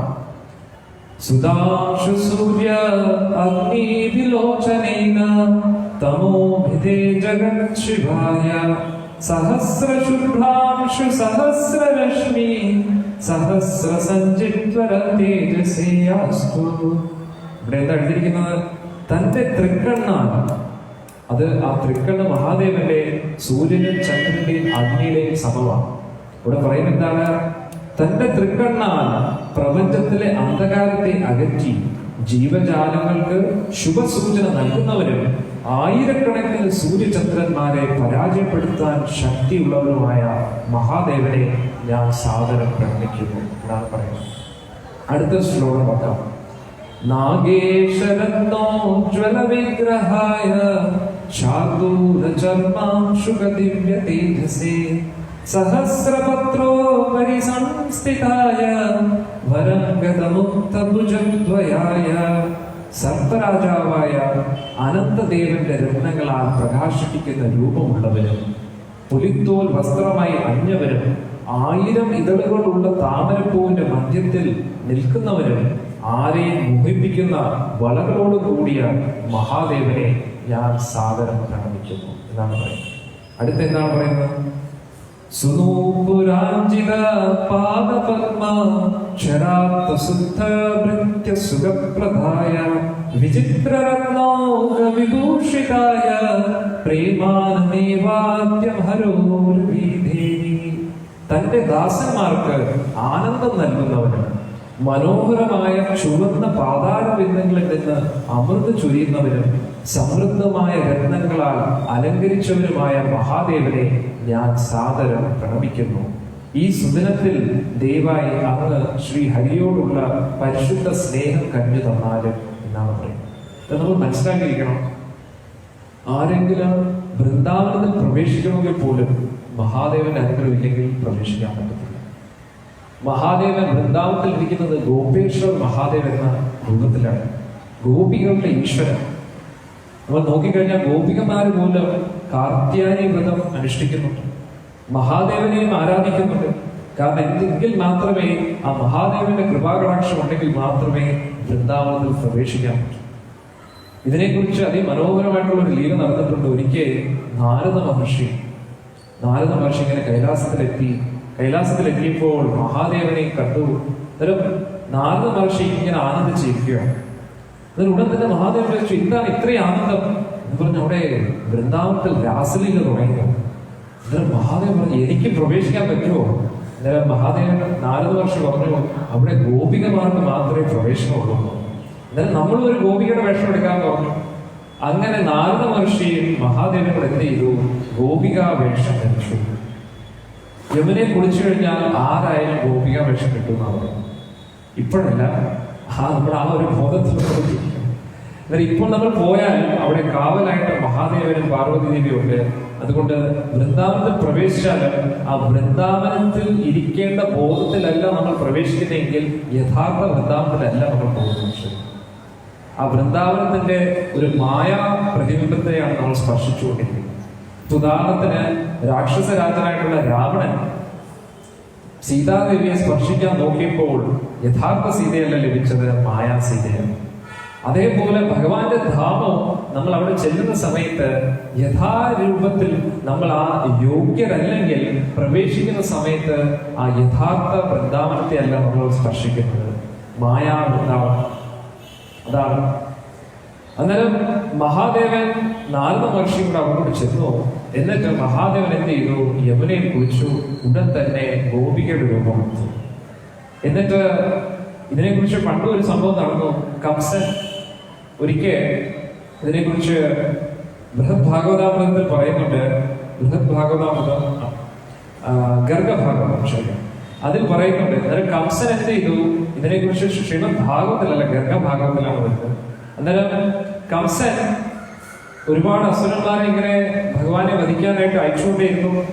അതെല്ലാം പരാജയപ്പെട്ടപ്പോൾ കംസൻ വിചാരിച്ചു, ഞാൻ തന്നെ അങ്ങോട്ട് പോകാം, കുറേയായി ഓരോരോ അസുരന്മാർ മരിച്ചുകൊണ്ടേയിരിക്കുന്നു, ഞാൻ തന്നെ പോയി ആ 8ാമത്തെ പുത്രനെ തീർക്കാം എന്ന് പറഞ്ഞിട്ട് കംസൻ അങ്ങോട്ട് യാത്രയായി. കംസൻ വൃന്ദാവനം പ്രവേശിച്ചപ്പോൾ ഉടൻ കാണുന്ന കാഴ്ച അവിടെ ഗോപികമാരും ശ്രീമതി രാധികയും ഇരിക്കുക. അന്നത്തേക്ക് ഉടൻ തന്നെ എവിടെ കൃഷ്ണൻ എന്നൊക്കെ പറഞ്ഞിട്ട് കൃഷ്ണനെ ഇപ്പൊ ഞാൻ വധിക്കൂ എന്നൊക്കെ പറഞ്ഞപ്പോൾ ശ്രീമതി രാധിക ഒന്ന് സൂക്ഷിച്ചു നോക്കിയതേ ഉള്ളൂ. ഉടൻ തന്നെ കംസൻ എന്തായി? ഒരു ഗോപികയായി. അന്നത്തേക്ക് ഗോപികമാരോട് പറഞ്ഞു, ഇവളെ കൊണ്ട് എല്ലാ ജോലിയും ഇവിടെ ചെയ്യിപ്പിക്കണമെന്ന് പറഞ്ഞിട്ട് കംസനെ കൊണ്ട് ഇവരെയും വെള്ളം കോരിപ്പിക്കും, അങ്ങനെ അവിടെ ഉള്ള എല്ലാ ജോലിയും ചെയ്യിപ്പിക്കാൻ പറഞ്ഞു. അവസാനം കംസൻ കാലേ വീണ് അപേക്ഷിച്ചു, ദേവി എന്റെ രൂപം തിരിച്ചു കടന്നു പറഞ്ഞു. അന്നത്തേക്ക് രാധിക പറഞ്ഞു, ഇനി മേലാ വൃന്ദാവനത്തിൽ പ്രവേശിച്ചു പോകുന്നത് എന്ന് പറഞ്ഞപ്പോഴത്തേക്കാണ് പിന്നെ കംസൻ നേരെ തിരിച്ച് പഴയ രൂപത്തിലേക്ക് എത്തുന്നത്. അന്നേരം ഇതേപോലെ മഹാദേവനും നാരദ മഹർഷിയും കൂടെ അങ്ങനെ അവിടെ വൃന്ദാവനത്തിലേക്ക് പ്രവേശിച്ചു. എന്നിട്ട് നേരെ കുളിച്ചതിന് ശേഷം മഹാദേവനും ഗോപികാ രൂപത്തിലെത്തി. നാരദ മഹർഷി നാരദി എന്നൊരു ഗോപിയെ. എന്നിട്ട് നേരെ വൃന്ദാവനത്തിലേക്ക് അകത്ത് പ്രവേശിച്ചപ്പോൾ 2 കാവൽക്കാരികളായിട്ട് 2 ഗോപികമാരുണ്ടായിരുന്നു. പറഞ്ഞു, എന്താ ലേറ്റ് ആയിരുന്നു? അത് കുറച്ച് തിരക്കിലായിരുന്നു എന്ന് പറഞ്ഞു. എന്നിട്ട് 2 പേർക്കും അകത്ത് എൻട്രി കൊടുത്തു. അതിനുശേഷം ഭഗവാൻ കൃഷ്ണൻ ഇങ്ങനെ ഓടക്കുള്ള ഊതി ഗോപികമാരെയൊക്കെ നോക്കിക്കൊണ്ടിരിക്കുക. അതിൽ ഒരു ഗോപിയെ നോക്കിയപ്പോൾ കഴുത്തിൽ ഒരു പാമ്പുണ്ട്. അന്നേരം ഭഗവാൻ വിചാരിച്ചു, ഇത് ചെയ്യുന്ന ഗോപിക നമ്മുടെ ലിസ്റ്റിൽ ഇല്ലാത്ത പുതിയൊരു ഗോപിക.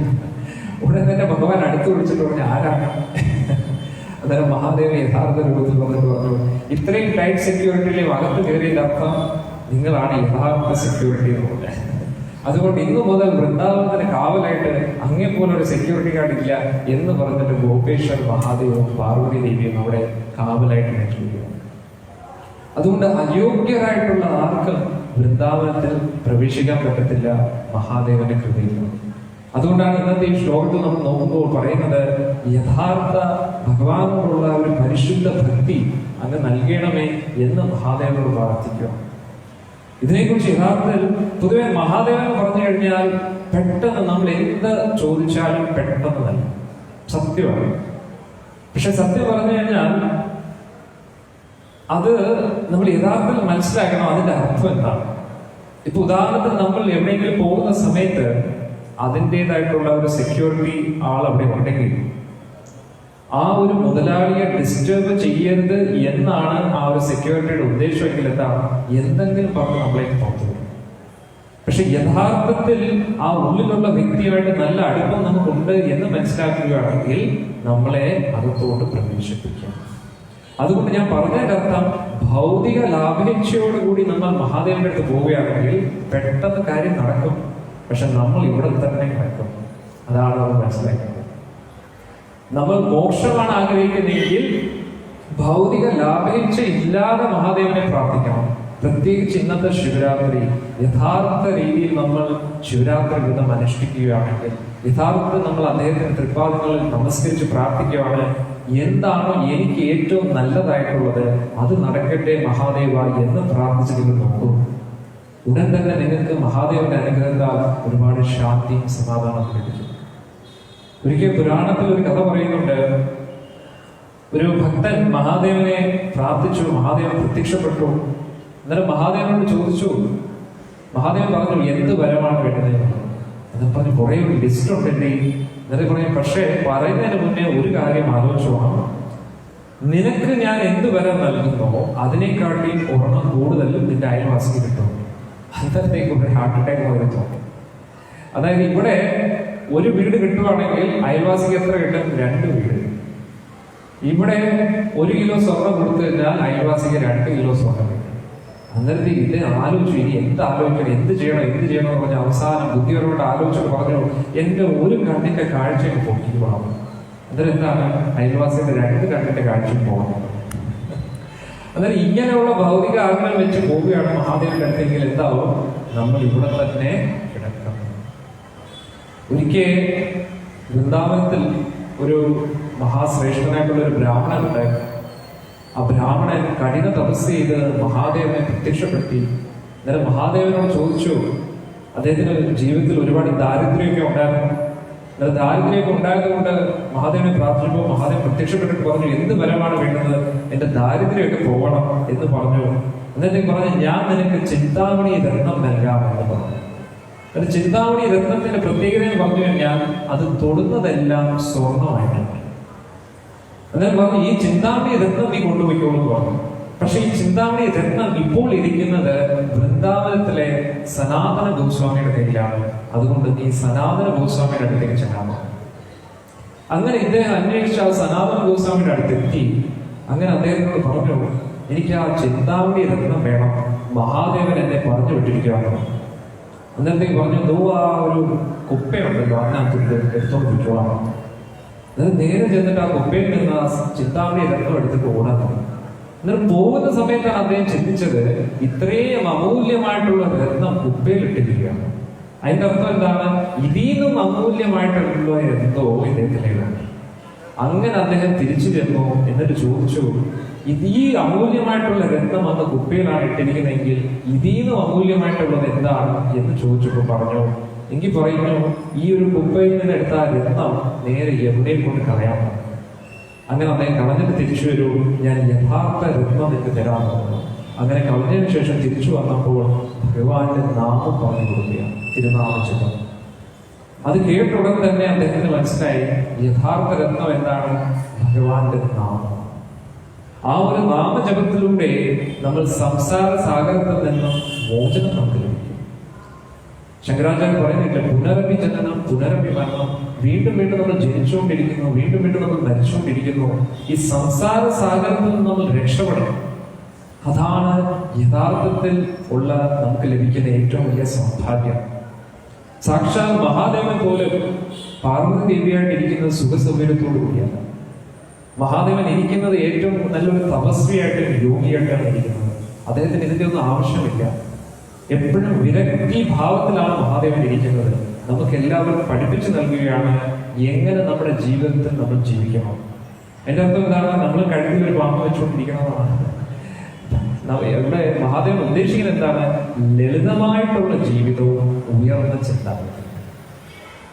നമുക്ക് ആവശ്യം എത്രത്തോളം ഉണ്ടോ നമ്മുടെ ജീവിതം മുന്നോട്ട് കൊണ്ടുപോകാൻ അത് മാത്രം സ്വീകരിക്കുക. ഇല്ലാത്തതിനെ കുറിച്ച് ഓർത്ത് ദുഃഖിക്കാതിരിക്കുക. സ്വമേധയാ ഒരുപാട് കഷ്ടപ്പെടാതെ, കഷ്ടപ്പെടുന്നത് തെറ്റില്ല. അതായത് 6 മണിക്കൂറോ 7 മണിക്കൂറോ 8 മണിക്കൂറോ വർക്ക് ചെയ്ത് കിട്ടുന്ന ആ ഒരു കാര്യം അത് നമുക്ക് തീർച്ചയായിട്ടും അർഹതപ്പെട്ടതാണ്. പക്ഷേ ഓവറായിട്ട് സ്ട്രെയിൻ ചെയ്തിട്ട് നമുക്ക് അർഹതയില്ലാത്തത് പിടിച്ചടക്കാൻ നോക്കുന്നത് അതൊരിക്കലും നമുക്ക് സമാധാനം നൽകത്തില്ല. അതാണ് മനസ്സിലാക്കേണ്ടത്. ഇനി നമുക്ക് അടുത്ത ശ്ലോകം നോക്കാം, എന്താണ് പറയുന്നത്. അടുത്ത ശ്ലോകത്തിൽ പറയുന്നു, ശ്രീ ഗൗരേ നേത്രോത്സവ മംഗളായ തത്പ്രാണനാഥായ രസപ്രദായ സദാ സമുത്കാന്ത ഗോവിന്ദ ലീല ഗാന പ്രവീണായ നമോസ്തുഭ്യം. ഇതിനു മുമ്പേ ഒരു ശ്ലോകം പറയാം, അതുകൊണ്ട് ശ്രീരാമ ഗോവിന്ദ മുകുന്ദ ശൗരേ ശ്രീകൃഷ്ണ നാരായണ വാസുദേവ ഇത്യാദി നാമാമൃതപാനമത്ത ഭൃംഗാധിപായാഖില ദുഃഖഹന്ത്രേ. ശ്രീരാമ ഗോവിന്ദ മുകുന്ദ ശൗരി ശ്രീകൃഷ്ണ നാരായണ വാസുദേവ ഭഗവാൻ ശ്രീഹരിയുടെ ഈ നാമങ്ങളുടെ അനന്തമായ മറ്റു നാമങ്ങളുടെയും അമൃത് സേവിക്കാൻ ആഗ്രഹിക്കുന്ന എണ്ണമറ്റ ഭക്തന്മാരുടെയും രാജാവായ ശ്രീ മഹാദേവനെ ഞാൻ സാദരം പ്രണമിക്കുന്നു. ശ്രീമദ് ഭാഗവതം പറയുന്നുണ്ട്, വൈഷ്ണവാനാം യഥാശക്തോ. ഭഗവത് ഭക്തിയിൽ ഏറ്റവും ഉയർന്ന സ്ഥാനമാണ്, അതിനപ്പുറം ആരുമില്ല. ആ ഒരു സ്ഥാനമാണ് മഹാദേവനുള്ളത്. അടുത്ത ശ്ലോകം നോക്കാം. ശ്രീനാരദാദേ സതതം സുഗോപ്യ ജിജ്ഞാസിതായാശു വരപ്രദായ തേഭ്യോ ഹരേർഭക്തി സുഖപ്രദായ ശിവായ സർവാ ഗുരവേ നമോ നമഃ. ഗുരു എന്നാണ് പറയുന്നത് മഹാദേവൻ.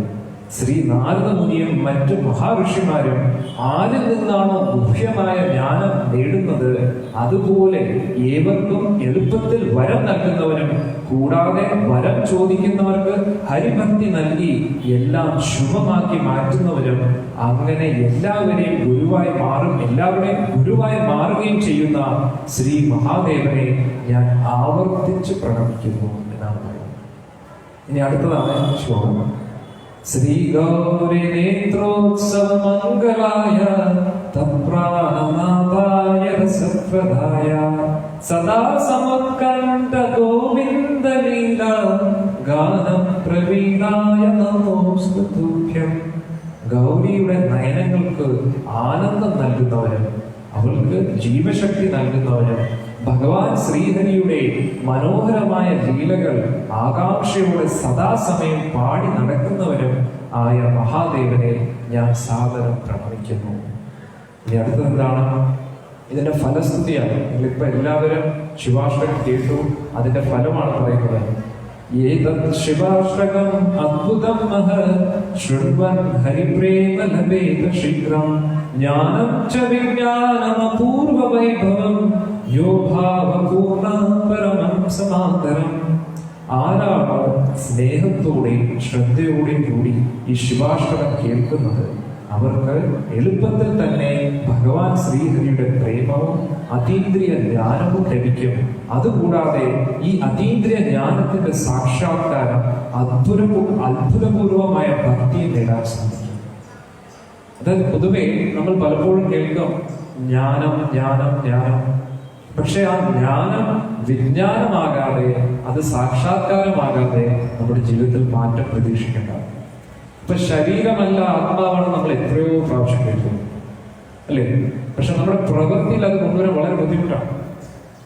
ഉദാഹരണത്തിന് ഒരു അച്ഛൻ വളരെയധികം പിശുകനായി, മകൻ പല രീതിയിലും ഈശ്വര വിശ്വാസത്തെ കുറിച്ചൊക്കെ പറഞ്ഞു കൊടുത്തു നോക്കി. പക്ഷേ അദ്ദേഹത്തിന്റെ ജീവിതത്തിൽ ഒരു മാറ്റമില്ല. എപ്പോ നോക്കിയാലും business business business business business. എവിടെ നോക്കിയാലും കാശ് എവിടെ കിട്ടും, കാശ് എവിടെ കിട്ടും, അതാണ്. എന്നാൽ അദ്ദേഹത്തെ പല പല തീർത്ഥ സ്ഥലങ്ങളിൽ കൊണ്ടുപോയി. വൃന്ദാവനത്തിൽ കൊണ്ടുപോയി, ജഗന്നാഥപുരിയിൽ കൊണ്ടുപോയി, ബദ്രിനാഥിൽ കൊണ്ടുപോയി, കേദാർനാഥ്, ഇവിടെ എല്ലാം കൊണ്ടുപോയിട്ട് ഒരു മാറ്റമില്ല. ചില ആൾക്കാർ പറയും പാവയ്ക്ക് ഗംഗയിൽ മുക്കിയാലും കൈപ്പിനൊരു കുറവില്ല. അതേപോലെ ഇദ്ദേഹത്തിന് ഒരു കുറവില്ലാതിരിക്കുകയാണ്. അന്നേരം മകൻ വിചാരിച്ച് ഇദ്ദേഹത്തെ എന്ത് ചെയ്യാൻ അച്ഛനായി പോയില്ലേ എന്നൊക്കെ പറഞ്ഞ് ആകെ വിഷമിച്ചിരുന്നപ്പോൾ അവസാനം വാരാണസിയിൽ കൊണ്ടു. അവിടെ ചെന്നിട്ട് ആ ശവത്തെയൊക്കെ കത്തിക്കുന്നത് കാണുമ്പോഴെങ്കിലും ഒരു വൈരാഗ്യം വരട്ടെ എന്ന് വിചാരിച്ച് അതൊക്കെ കാണിച്ചു. അതേപോലെ തന്നെ സംഭവിച്ചു. അത്ഭുതം എന്ന് പറയട്ടെ, അച്ഛന്റെ കണ്ണീര് ഇങ്ങനെ ധാരധാരയായിട്ട് വരാൻ തുടങ്ങി. മകന് സന്തോഷമായി. മകന്റെ കണ്ണീര് ഇപ്പോഴെങ്കിലും അച്ഛനൊരു മാറ്റം വന്നല്ലോ എന്ന് വിചാരിച്ചിട്ട് നേരെ അച്ഛന്റെ കാൽക്കൽ വീണിട്ട് കെട്ടിപ്പിടിച്ചിട്ട് പറഞ്ഞു, അച്ഛാ, എന്ത് മനസ്സിലായിട്ടാണ് അങ്ങ് ഇങ്ങനെ കരയുന്നത്? എനിക്ക് കേൾക്കാൻ ആ സാക്ഷാത്കാരത്തെ കുറിച്ച് കേൾക്കാൻ ആകാംക്ഷയായി. എന്നിട്ട് പറഞ്ഞു, ഇത്രയും കാലം എന്റെ ജീവിതം വെറുതെ ആയി പോണേ, ഇവിടെ വന്നിട്ട് വിറക് കച്ചവടം ചെയ്താൽ മതിയാ. വിറക് കച്ചവടം ചെയ്തിരുന്നെങ്കിൽ ഒരുപാട് ലാഭം കിട്ടിയതിനെ. ഇത്രയും കാലം വേറെ പല ബിസിനസ്സും ചെയ്ത് ഇവിടെ വന്ന് വിറക് കച്ചവടം ചെയ്തിരുന്നെങ്കിൽ എന്ത് ചെയ്യുന്നതിന് ഒരുപാട് ലാഭം പോയായിരുന്നു. അന്നേരത്തേക്ക് മകൻ വിചാരിച്ചു ഇവിടെ തന്നെ ആത്മഹത്യ ചെയ്യുന്നത് നല്ലത്. എന്നാൽ അതേപോലെയാണ് ചില വ്യക്തികൾ പല രീതിയിൽ മാറ്റാൻ നോക്കിക്കഴിഞ്ഞാൽ ഒരു മാറ്റവും പ്രതീക്ഷിക്കാൻ പറ്റത്തില്ല അവരെ കൊണ്ട് മാറാൻ. കാരണം എന്താണ്? ഞാൻ ശരീരമല്ല ആത്മാവാണെന്ന് പറയുകയൊക്കെ ചെയ്യും, പക്ഷെ ഒരു മാറ്റമില്ല. ഇതിനെ ശംശാന വൈരാഗ്യം പറയും. അവരെ ചിത കത്തിക്കുന്ന സ്ഥലത്ത് കൊണ്ടുപോയാലും പറയും, പക്ഷെ ഇന്നലെ കണ്ട വ്യക്തിയാണ്, ഇന്നലെ ഞാൻ സംസാരിച്ചതേ ഉള്ളൂ, ഇത്രയൊക്കെ ഉള്ളൂ ജീവിതം എന്ന് പറഞ്ഞിട്ട് പുറത്തിറങ്ങിയിട്ട് എന്താണ് അവരുടെ വൈരാഗ്യം ഇത്രയൊക്കെ ഉള്ളൂ. പുറത്തിറങ്ങി കഴിഞ്ഞാൽ വൈരാഗ്യവും പോയത്. അതാണ് യുധിഷ്ഠിര മഹാരാജാവ് ആ ഒരു യക്ഷനുമായിട്ടുള്ള സംവാദത്തിൽ പറയുന്നത്, ലോകത്തിലെ ഏറ്റവും വലിയ അത്ഭുതം എന്താണെന്ന് ചോദിച്ചപ്പോൾ അദ്ദേഹം പറയുകയാണ്, എല്ലാവരും മരിക്കുന്നു, പക്ഷെ എല്ലാവരും ചിന്തിക്കുന്നത് എന്താണ്, ഞാൻ ഇപ്പോഴൊന്നും മരിക്കത്തില്ല. നമുക്ക് എപ്പോഴും റിട്ടയർമെന്റ് പ്ലാൻ ഉണ്ട്. റിട്ടയർമെന്റ് പ്ലാൻ എന്താണ്, ജോലി എല്ലാം കഴിഞ്ഞതിന് ശേഷം ബാങ്ക് അക്കൗണ്ടിൽ കാശൊക്കെ സേവ് ചെയ്ത് വെച്ചിട്ട് അങ്ങനെ ദീർഘകാലം ജീവിച്ചുകൊണ്ടിരിക്കുക. യഥാർത്ഥ റിട്ടയർമെന്റ് പ്ലാൻ എന്ന് പറഞ്ഞാൽ എക്സിറ്റ് പ്ലാൻ ആണ്. എപ്പോഴായിരിക്കും നമ്മൾ ഈ ലോകത്തിൽ നിന്ന് പോകുന്നത്, അതിനെക്കുറിച്ച് നമ്മൾ ചിന്തിക്കണം. എങ്ങനെ പോകണം എന്നതിനെ കുറിച്ച് ചിന്തിക്കണം. പലപ്പോഴും നമ്മൾ എങ്ങനെ ജീവിക്കണം എന്നതിനെ കുറിച്ചാണ് പഠിക്കുന്നത്. ആർട്ട് ഓഫ് ലിവിങ് നല്ലതാണ്, പക്ഷെ ആർട്ട് ഓഫ് ലിവിങ് വളരെ ഇമ്പോർട്ടൻ്റ് ആണ്. കാരണം പരീക്ഷിത മഹാരാജാവിന്റെ പ്രധാനപ്പെട്ട ചോദ്യം എന്താണ്, മരണം അടുത്തിരിക്കുന്ന ഒരു വ്യക്തിക്ക് എല്ലാം കൊണ്ടും ഇമ്പോർട്ടൻ്റ് ആയിട്ടുള്ളത് എന്താണ്? ശുകദേവ് ഗോസ്വാമി അന്ന് ദേവി ഇത് പറഞ്ഞു തരും. ഇനി ആകെ 7 ദിവസമേ ഉള്ളൂ, ഈ 7 ദിവസത്തിനുള്ളിൽ ഞാൻ എന്തൊക്കെയാണ് ചെയ്യേണ്ടത് എന്നാണ് ചോദിക്കുന്ന ചോദ്യം. ഒരു ജീവിതകാലം മുഴുവൻ പോരാ ഒരു ആത്മാവിനെ ആത്മസാക്ഷാത്കാരത്തിലേക്ക് ഉറപ്പിച്ച് നിർത്താൻ. എന്നിട്ട് ഈ 7 ദിവസം കൊണ്ട് ഞാൻ എന്ത് ചെയ്യാനാണ് എന്നാണ് പരീക്ഷിത മഹാരാജാവിന്റെ ചോദ്യം. അന്നേരം ഭഗവത്ഗീതയിൽ നമ്മൾ പഠിക്കുന്നത് ആർട്ട് ഓഫ് ലിവിങ് ആണ്. ഈ ലോകത്തിൽ ഇരുന്നു കൊണ്ട് നമ്മുടെ കാര്യങ്ങളൊക്കെ എങ്ങനെ നേടിയെടുക്കാം, അതേസമയത്ത് ഇതിലൊന്നും കുടുങ്ങാതെ എങ്ങനെ ഇരിക്കാം എന്നതിനെ കുറിച്ചാണ്. പക്ഷെ ശ്രീമദ് ഭാഗവതം പഠിപ്പിക്കുന്നത് എങ്ങനെയാണ്, ഈ ലോകത്തിൽ നിന്ന് എങ്ങനെ ആസക്തി ഇല്ലാതെ സമാധാനത്തോടു കൂടി മരണത്തെ ഒരു ആഘോഷ നിമിഷമാക്കി ഈ ലോകത്തിൽ നിന്ന് വിടാം എന്നാണ്. കാരണം ശ്രീമദ് ഭാഗവതം മുഴുവൻ കേട്ടതിന് ശേഷം ശുകദേവ് ഗോസ്വാമി പരീക്ഷിത മഹാരാജാവിനോട് ചോദിക്കുകയാണ്, എന്താണ് പരീക്ഷത്തെ എന്തെങ്കിലും പറയാനുണ്ടോ? പരീക്ഷത്ത് പറയുവാണ്, ഒന്നും പറയാനില്ല, കിട്ടേണ്ടതെല്ലാം കിട്ടി, ഇനി നേടേണ്ടതായിട്ട് ഒന്നുമില്ല, ഇനി തക്ഷകൻ വരുന്നത് വരെ കാത്തു നിൽക്കാൻ വയ്യ, അതിനു മുമ്പ് ഈ ലോകം വിടണമെന്നാണ് ഞാൻ ആഗ്രഹിക്കുന്നത്. എന്നിട്ട് ഇത് പറഞ്ഞുകൊണ്ട് തന്നെ ശുകദേവ് ഗോസ്വാമി അനുഗ്രഹിക്കുകയാണ്. അതിനുശേഷം ആ പരീക്ഷിത മഹാരാജാവ് നേരെ ധ്യാനം നൽകുന്നതായിട്ട് ഇരുന്ന് ഭഗവാനെ സ്മരിച്ചുകൊണ്ട് നേരെ വൈകുണ്ഠത്തിലേക്ക് പോവുകയാണ്. ആ സമയത്ത് തക്ഷകൻ വരികയാണ്. തക്ഷകൻ വരുന്ന സമയത്ത് ശുകദേവ് ഗോസ്വാമി പൊയ്ക്കൊണ്ടിരിക്കുകയാണ്. അന്നേരത്തേക്ക് ഉടൻ തന്നെ കൂട്ടത്തിലുള്ള എല്ലാവരും പറഞ്ഞു, ശുകദേവ് ഗോസ്വാമി എങ്ങോട്ട് പോകുന്നു? അന്നേരത്തേക്ക് പറഞ്ഞു, എങ്ങോട്ട് പോകാൻ, ഞാൻ എന്റെ കാര്യം കഴിഞ്ഞിട്ട് പോവുകയാണ്. അല്ല, തക്ഷകന്റെ കടി കാണാൻ നിൽക്കുന്നില്ലേ? അന്നേരം ശുകദേവ് ഗോസ്വാമി ചിരിച്ചിട്ട് മനസ്സിലായി, ഇത്രയും നേരം ഇവിടെ ഇരുന്നത് എന്തിനാണ്? തക്ഷകന്റെ കടി കാണാൻ. ഭാഗവതം കേട്ടിട്ട് മനസ്സിലായത് കുറച്ചു പേർക്കേ ഉള്ളൂ, ബാക്കി എല്ലാവരും തക്ഷകന്റെ കടി കാണാൻ വേണ്ടി വെയിറ്റ് ചെയ്യുകയാണ്. പക്ഷെ പരീക്ഷത്ത് പോയി തക്ഷകൻ കടിക്കുന്നത് ആരെയാണ്? പരീക്ഷത്തിന്റെ ശരീരത്തെയാണ്. അത്രയേ ഉള്ളൂ. എന്നാൽ യഥാർത്ഥത്തിൽ നമ്മുടെ ഈ ശരീരമല്ല ഇമ്പോർട്ടന്റ്, ഇതിനുള്ളിലിരിക്കുന്ന നമ്മളാണ്. ആ ഒരു പരമസത്യത്തെ നമ്മൾ മനസ്സിലാക്കി കഴിഞ്ഞാൽ ഈ ലോകത്തിലെ ഒരു പ്രശ്നമാണ്. ലോകത്തിലെ ഏറ്റവും വലിയ ഭയം മരണഭയമാണ്, അല്ലേ? ഇപ്പൊ നമ്മളൊക്കെ, നിങ്ങളുടെ എല്ലാവരുടെയും മുഖത്ത് എന്തൊരു സൗന്ദര്യമുണ്ട്, പക്ഷെ അത് നമുക്ക് കാണാൻ പറ്റുന്നില്ല. എന്തുകൊണ്ട്? മാസ്ക് വെച്ചിട്ട്. എന്നാൽ നമുക്ക് എല്ലാവർക്കും ആ ഒരു മരണഭയം ഉണ്ട്. എനിക്കും ഉണ്ട്, എല്ലാവർക്കും ഉണ്ട്. ഈ ലോകത്തിലെ ഏറ്റവും വലിയ ഭയം മരണഭയമാണ്. ആ മരണഭയത്തെ നമ്മൾ കീഴ്പ്പെടുത്തി കഴിഞ്ഞാൽ പിന്നെ എന്തെങ്കിലും ഭയം നമുക്കുണ്ട്. അതാണ് നമ്മുടെ ആധ്യാത്മിക ജീവിതം ഉറപ്പു നൽകുന്നത്. എന്നാൽ നമ്മൾ ശരീരമല്ല ആത്മാവാണ് എന്നുള്ള ഒരു സത്യം മനസ്സിലാക്കി ആ ഒരു ആത്മീയ പാതയിലേക്ക് സഞ്ചരിച്ച് നമ്മുടെ ആത്മാവിനെ, ആ ബ്രഹ്മത്തെ തൊട്ടറിയണമെന്ന്. ബ്രഹ്മബോധ പ്രസന്നാത്മാ ന ശോചതി ന കാംക്ഷതി സമ സർവേഷു ഭൂതേഷു. ബ്രഹ്മഭൂത അവസ്ഥയിൽ നമ്മൾ ഇരിക്കുകയാണെങ്കിൽ അവനെ പിന്നെ ഈ ലോകത്തിൽ ടെൻഷൻ എടുപ്പിക്കാൻ ഈ ലോകത്തിൽ ആർക്കും പറ്റത്തില്ല. ഇപ്പൊ എന്തുകൊണ്ടാണ് നമുക്ക് ടെൻഷൻ പെട്ടെന്ന് വരുന്നത്? ബ്രഹ്മഭൂത അവസ്ഥയിലല്ല നമ്മൾ ഇരിക്കുന്നത്. ബ്രഹ്മഭൂത അവസ്ഥ എന്ന് പറഞ്ഞാൽ എപ്പോഴെങ്കിലും ധ്യാനിച്ചുകൊണ്ടിരിക്കുക, ഒന്നും ചെയ്യാതിരിക്കുക, അതാണ്. അല്ല, എല്ലാം ചെയ്തോളൂ, പക്ഷെ ഒന്നിലും തൊടാതിരിക്കും. എല്ലാം ഉത്തരവാദിത്വം എന്നുള്ള രീതിയിൽ നമ്മൾ ചെയ്യണം, പക്ഷെ ഒന്നിനോടും ആസക്തരായി പോകുന്നത്. നമ്മുടെ പരമ്പര നോക്കിക്കഴിഞ്ഞാൽ മുഴുവൻ രാജഋഷികളാണ്. അവർ ഈ ലോകത്തെ മുഴുവൻ ഭരിച്ചിരുന്നവരാണ്, പക്ഷെ അവർക്ക് ഒരിക്കലും ടെൻഷൻ വന്നിട്ടില്ല. പക്ഷെ ഇന്നത്തെ കാലത്ത് ഒരു ചെറിയ വീട് ഒന്ന് മാനേജ് ചെയ്യണമെങ്കിൽ എന്തുമാത്രം ടെൻഷനാണ്. അവർ ഭരിച്ചിരുന്നത് ഒരു വലിയൊരു രാജ്യം തന്നെയായിരുന്നു, പക്ഷെ അവർക്ക് അത്രത്തോളം ടെൻഷനൊന്നും ഇല്ല, എല്ലാം സമാധാനമായിട്ട് അവർക്ക് ചെയ്യാൻ പറ്റും. എന്തുകൊണ്ട്? അവർക്ക് അത്രത്തോളം മനസ്സിനെ നിയന്ത്രിക്കാൻ പറ്റും. എത്രത്തോളം നമുക്ക് മനസ്സിനെ നിയന്ത്രിക്കാൻ പറ്റുമോ അത്രത്തോളം നമ്മുടെ യോഗബലം കൂടും, തപോബലം കൂടും. തപോബലം കൂടുന്നതിനനുസരിച്ച് ഇപ്പോൾ നമ്മൾ ചെയ്തുകൊണ്ടിരിക്കുന്ന പല കാര്യങ്ങളും എളുപ്പത്തിൽ ചെയ്യാൻ പറ്റും. എല്ലാം നമ്മളിപ്പോ ഈ മൊബൈലിൽ ക്ലിക്ക് ചെയ്യുന്നതുമാതിരി നമ്മുടെ ജീവിതം എല്ലാം ക്ലിക്ക് അനുസരിച്ചാണ്. ഇപ്പൊ നമ്മൾ എത്ര ഹാർഡ് വർക്ക് ചെയ്താലും കാര്യങ്ങൾ മുന്നോട്ട് പോകുന്നില്ല. കാരണം നമ്മുടെ കർമ്മം അത്ര ശരിയല്ല. അതാണ് മനസ്സിലാക്കേണ്ടത്. ധർമ്മ, അർത്ഥ, കാമ, മോക്ഷം. നമ്മൾ ധർമ്മത്തിന്റെ പാതയിലാണ് സഞ്ചരിക്കുന്നതെങ്കിൽ അർത്ഥം ഓട്ടോമാറ്റിക്കലി നമുക്ക് ലഭിക്കും.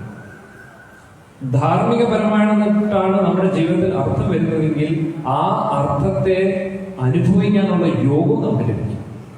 പക്ഷെ ഇന്നത്തെ കാലത്ത് എന്താ പറ്റുന്നതെന്ന് വെച്ച് കഴിഞ്ഞാൽ ആ ഡിജിറ്റ്സ്, ബാങ്ക് അക്കൗണ്ടിൽ ഡിജിറ്റ്സ് കൂട്ടാൻ മാത്രമാണ് നമ്മൾ നോക്കുന്നത്. അന്നേരം ഡിജിറ്റ്സ് കൂട്ടിക്കൊണ്ടിരിക്കും, അത് നടക്കുന്നുണ്ട്. പക്ഷെ അതിൽ നിന്ന് എത്ര ഡിജിറ്റ്സ് ആണ് നമുക്ക് ഉപയോഗമായിട്ട് വരുന്നത്? നമ്മൾ അതെല്ലാമായിട്ട് റിട്ടയർമെന്റ് ഒക്കെ ആയി കഴിഞ്ഞതിന് ശേഷം മരിക്കാറായി കിടക്കുന്ന സമയത്ത് പോലും ഈ ഡിജിറ്റ്സ് ഒന്നും നമ്മളെ ഹെൽപ്പ് ചെയ്യും എന്ന് ആലോചിച്ചു. സത്യം പറഞ്ഞാൽ വളരെ നിർഭാഗ്യകരമാണ് ഇങ്ങനെയുള്ള ജീവിതമൊക്കെ. അതുകൊണ്ട് അങ്ങനെയുള്ള ജീവിതമായി പോകരുത്.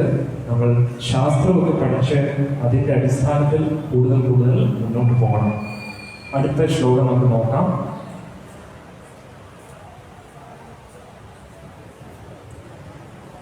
ഇതി സുവന്ദം ഉത്സഹ ശിവസ്യ ഭക്ത്യാ വരമാലഗന്ധേ വിഭൂഷയാം ആസുര അനുത്തമാംഗം തതോ ബഹിർവേഷമാസു സന്നിവിഷ്ടഃ. ആ ചൈതന്യ മഹാപ്രഭു ആ മഹാദേവനെ സ്തുതിച്ച ശേഷം ആ അതുല്യ സുന്ദരനെ ശിവഭക്തന്മാർ സുഗന്ധപൂർണമായ ഹാരമണിയിക്കുകയും അന്തഗൗരാംഗ മഹാപ്രഭു അന്ന് ആ ഗൗരംഗ മഹാപ്രഭുവിനെ അവിടെ തന്നെ താമസിപ്പിക്കുകയും ചെയ്തു. ഇത് അതിനെക്കുറിച്ചാണ് പറയുന്നത്. ഇനി നമുക്ക് ദക്ഷായാഗത്തെ കുറിച്ച് പഠിക്കാം. ഇനി 10 മണി വരെയാണ് സമയമുള്ളവർക്ക് ഇരിക്കാം, അല്ലാത്തവർ ഇവിടെ സമയത്തിനനുസരിച്ച് ചെയ്യാം. ഇനി നമുക്ക് മഹാദേവന് ഏറ്റവും കൂടുതൽ വിഷമം ഉണ്ടാക്കിയ ഒരു ഘട്ടമാണ് ദക്ഷയാഗം. പക്ഷെ നമുക്ക് എല്ലാവർക്കും ആ ദക്ഷയാഗത്തിൽ നിന്ന് ഒരുപാട് കാര്യങ്ങൾ പഠിക്കാം. നമുക്ക് മഹാദേവന്റെ സന്തോഷത്തിന് വേണ്ടി ആ ദക്ഷയാഗത്തിൽ എന്തൊക്കെയാണ് നടന്നത് എന്ന് നമുക്ക് ചർച്ച ചെയ്യാം. നിങ്ങൾക്ക് എല്ലാവർക്കും അറിയാവുന്നതാണ്, പക്ഷെ എന്നാലും ഇന്ന് ശിവരാത്രി ആയതുകൊണ്ട് അതിനെക്കുറിച്ച് ചർച്ച ചെയ്യാം. നമുക്ക് എല്ലാവർക്കും അറിയാം, ഈ സതീദേവി ദക്ഷന്റെ മകളാണ്. വളരെയധികം സന്തോഷമായിട്ട് സതീദേവി മഹാദേവനൊത്ത് ഇങ്ങനെ ജീവിക്കുകയായിരുന്നു. അങ്ങനെ ഇരിക്കുമ്പോഴാണ് ഒരു ദിവസം, ഇതിനെക്കുറിച്ച് ഞാൻ നേരത്തെ പറഞ്ഞ പോലെ വിതുരൻ മൈത്രേയ ഋഷിയിൽ ചോദിക്കുകയാണ്. അതിനെക്കുറിച്ചുള്ള ശ്ലോകം ഞാൻ പറയാം, എന്നിട്ട് നിങ്ങൾക്ക് മനസ്സിലാവും ആ മഹാദേവന്റെ ആ ഒരു ഗുണം എന്താണ്.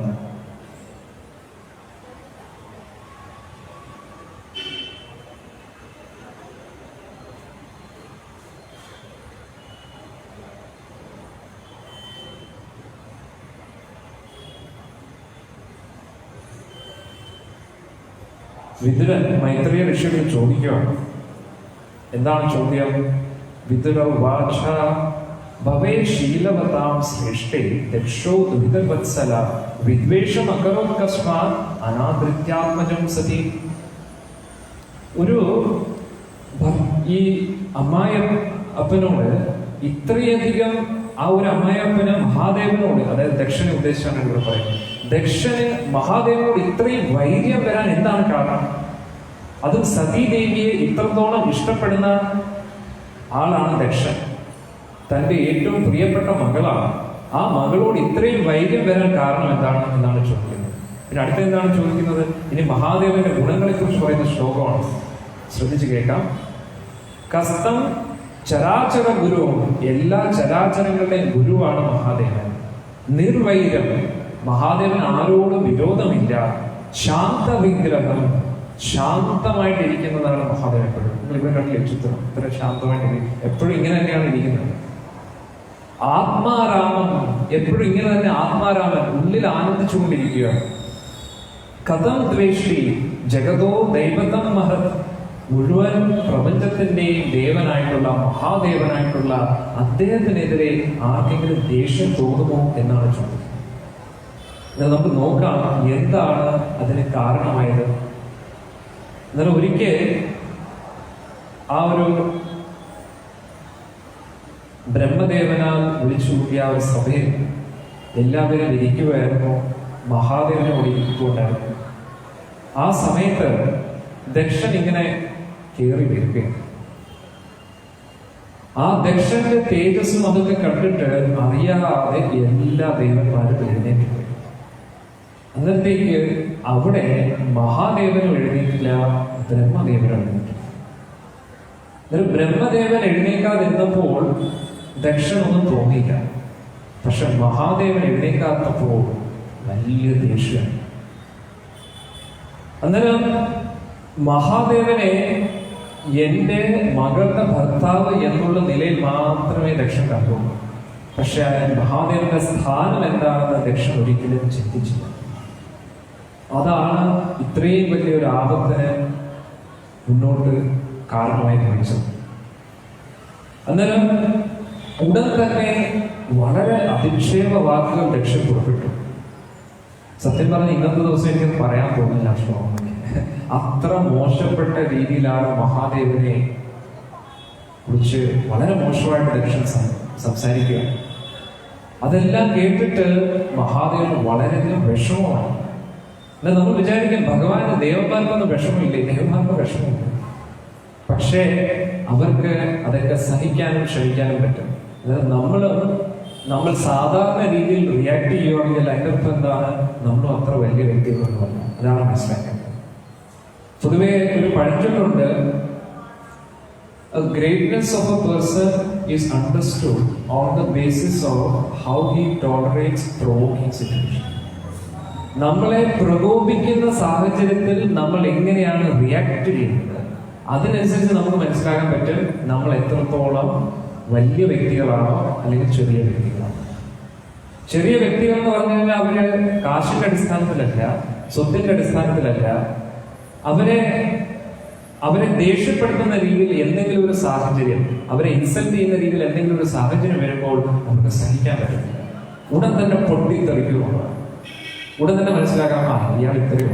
അതിൻ്റെ അർത്ഥം നമ്മൾ എല്ലാവരെയും പരീക്ഷിച്ചുകൊണ്ടിരിക്കണോ? നമ്മൾ നമ്മളെ തന്നെ പരീക്ഷിച്ചുകൊണ്ടിരിക്കുക.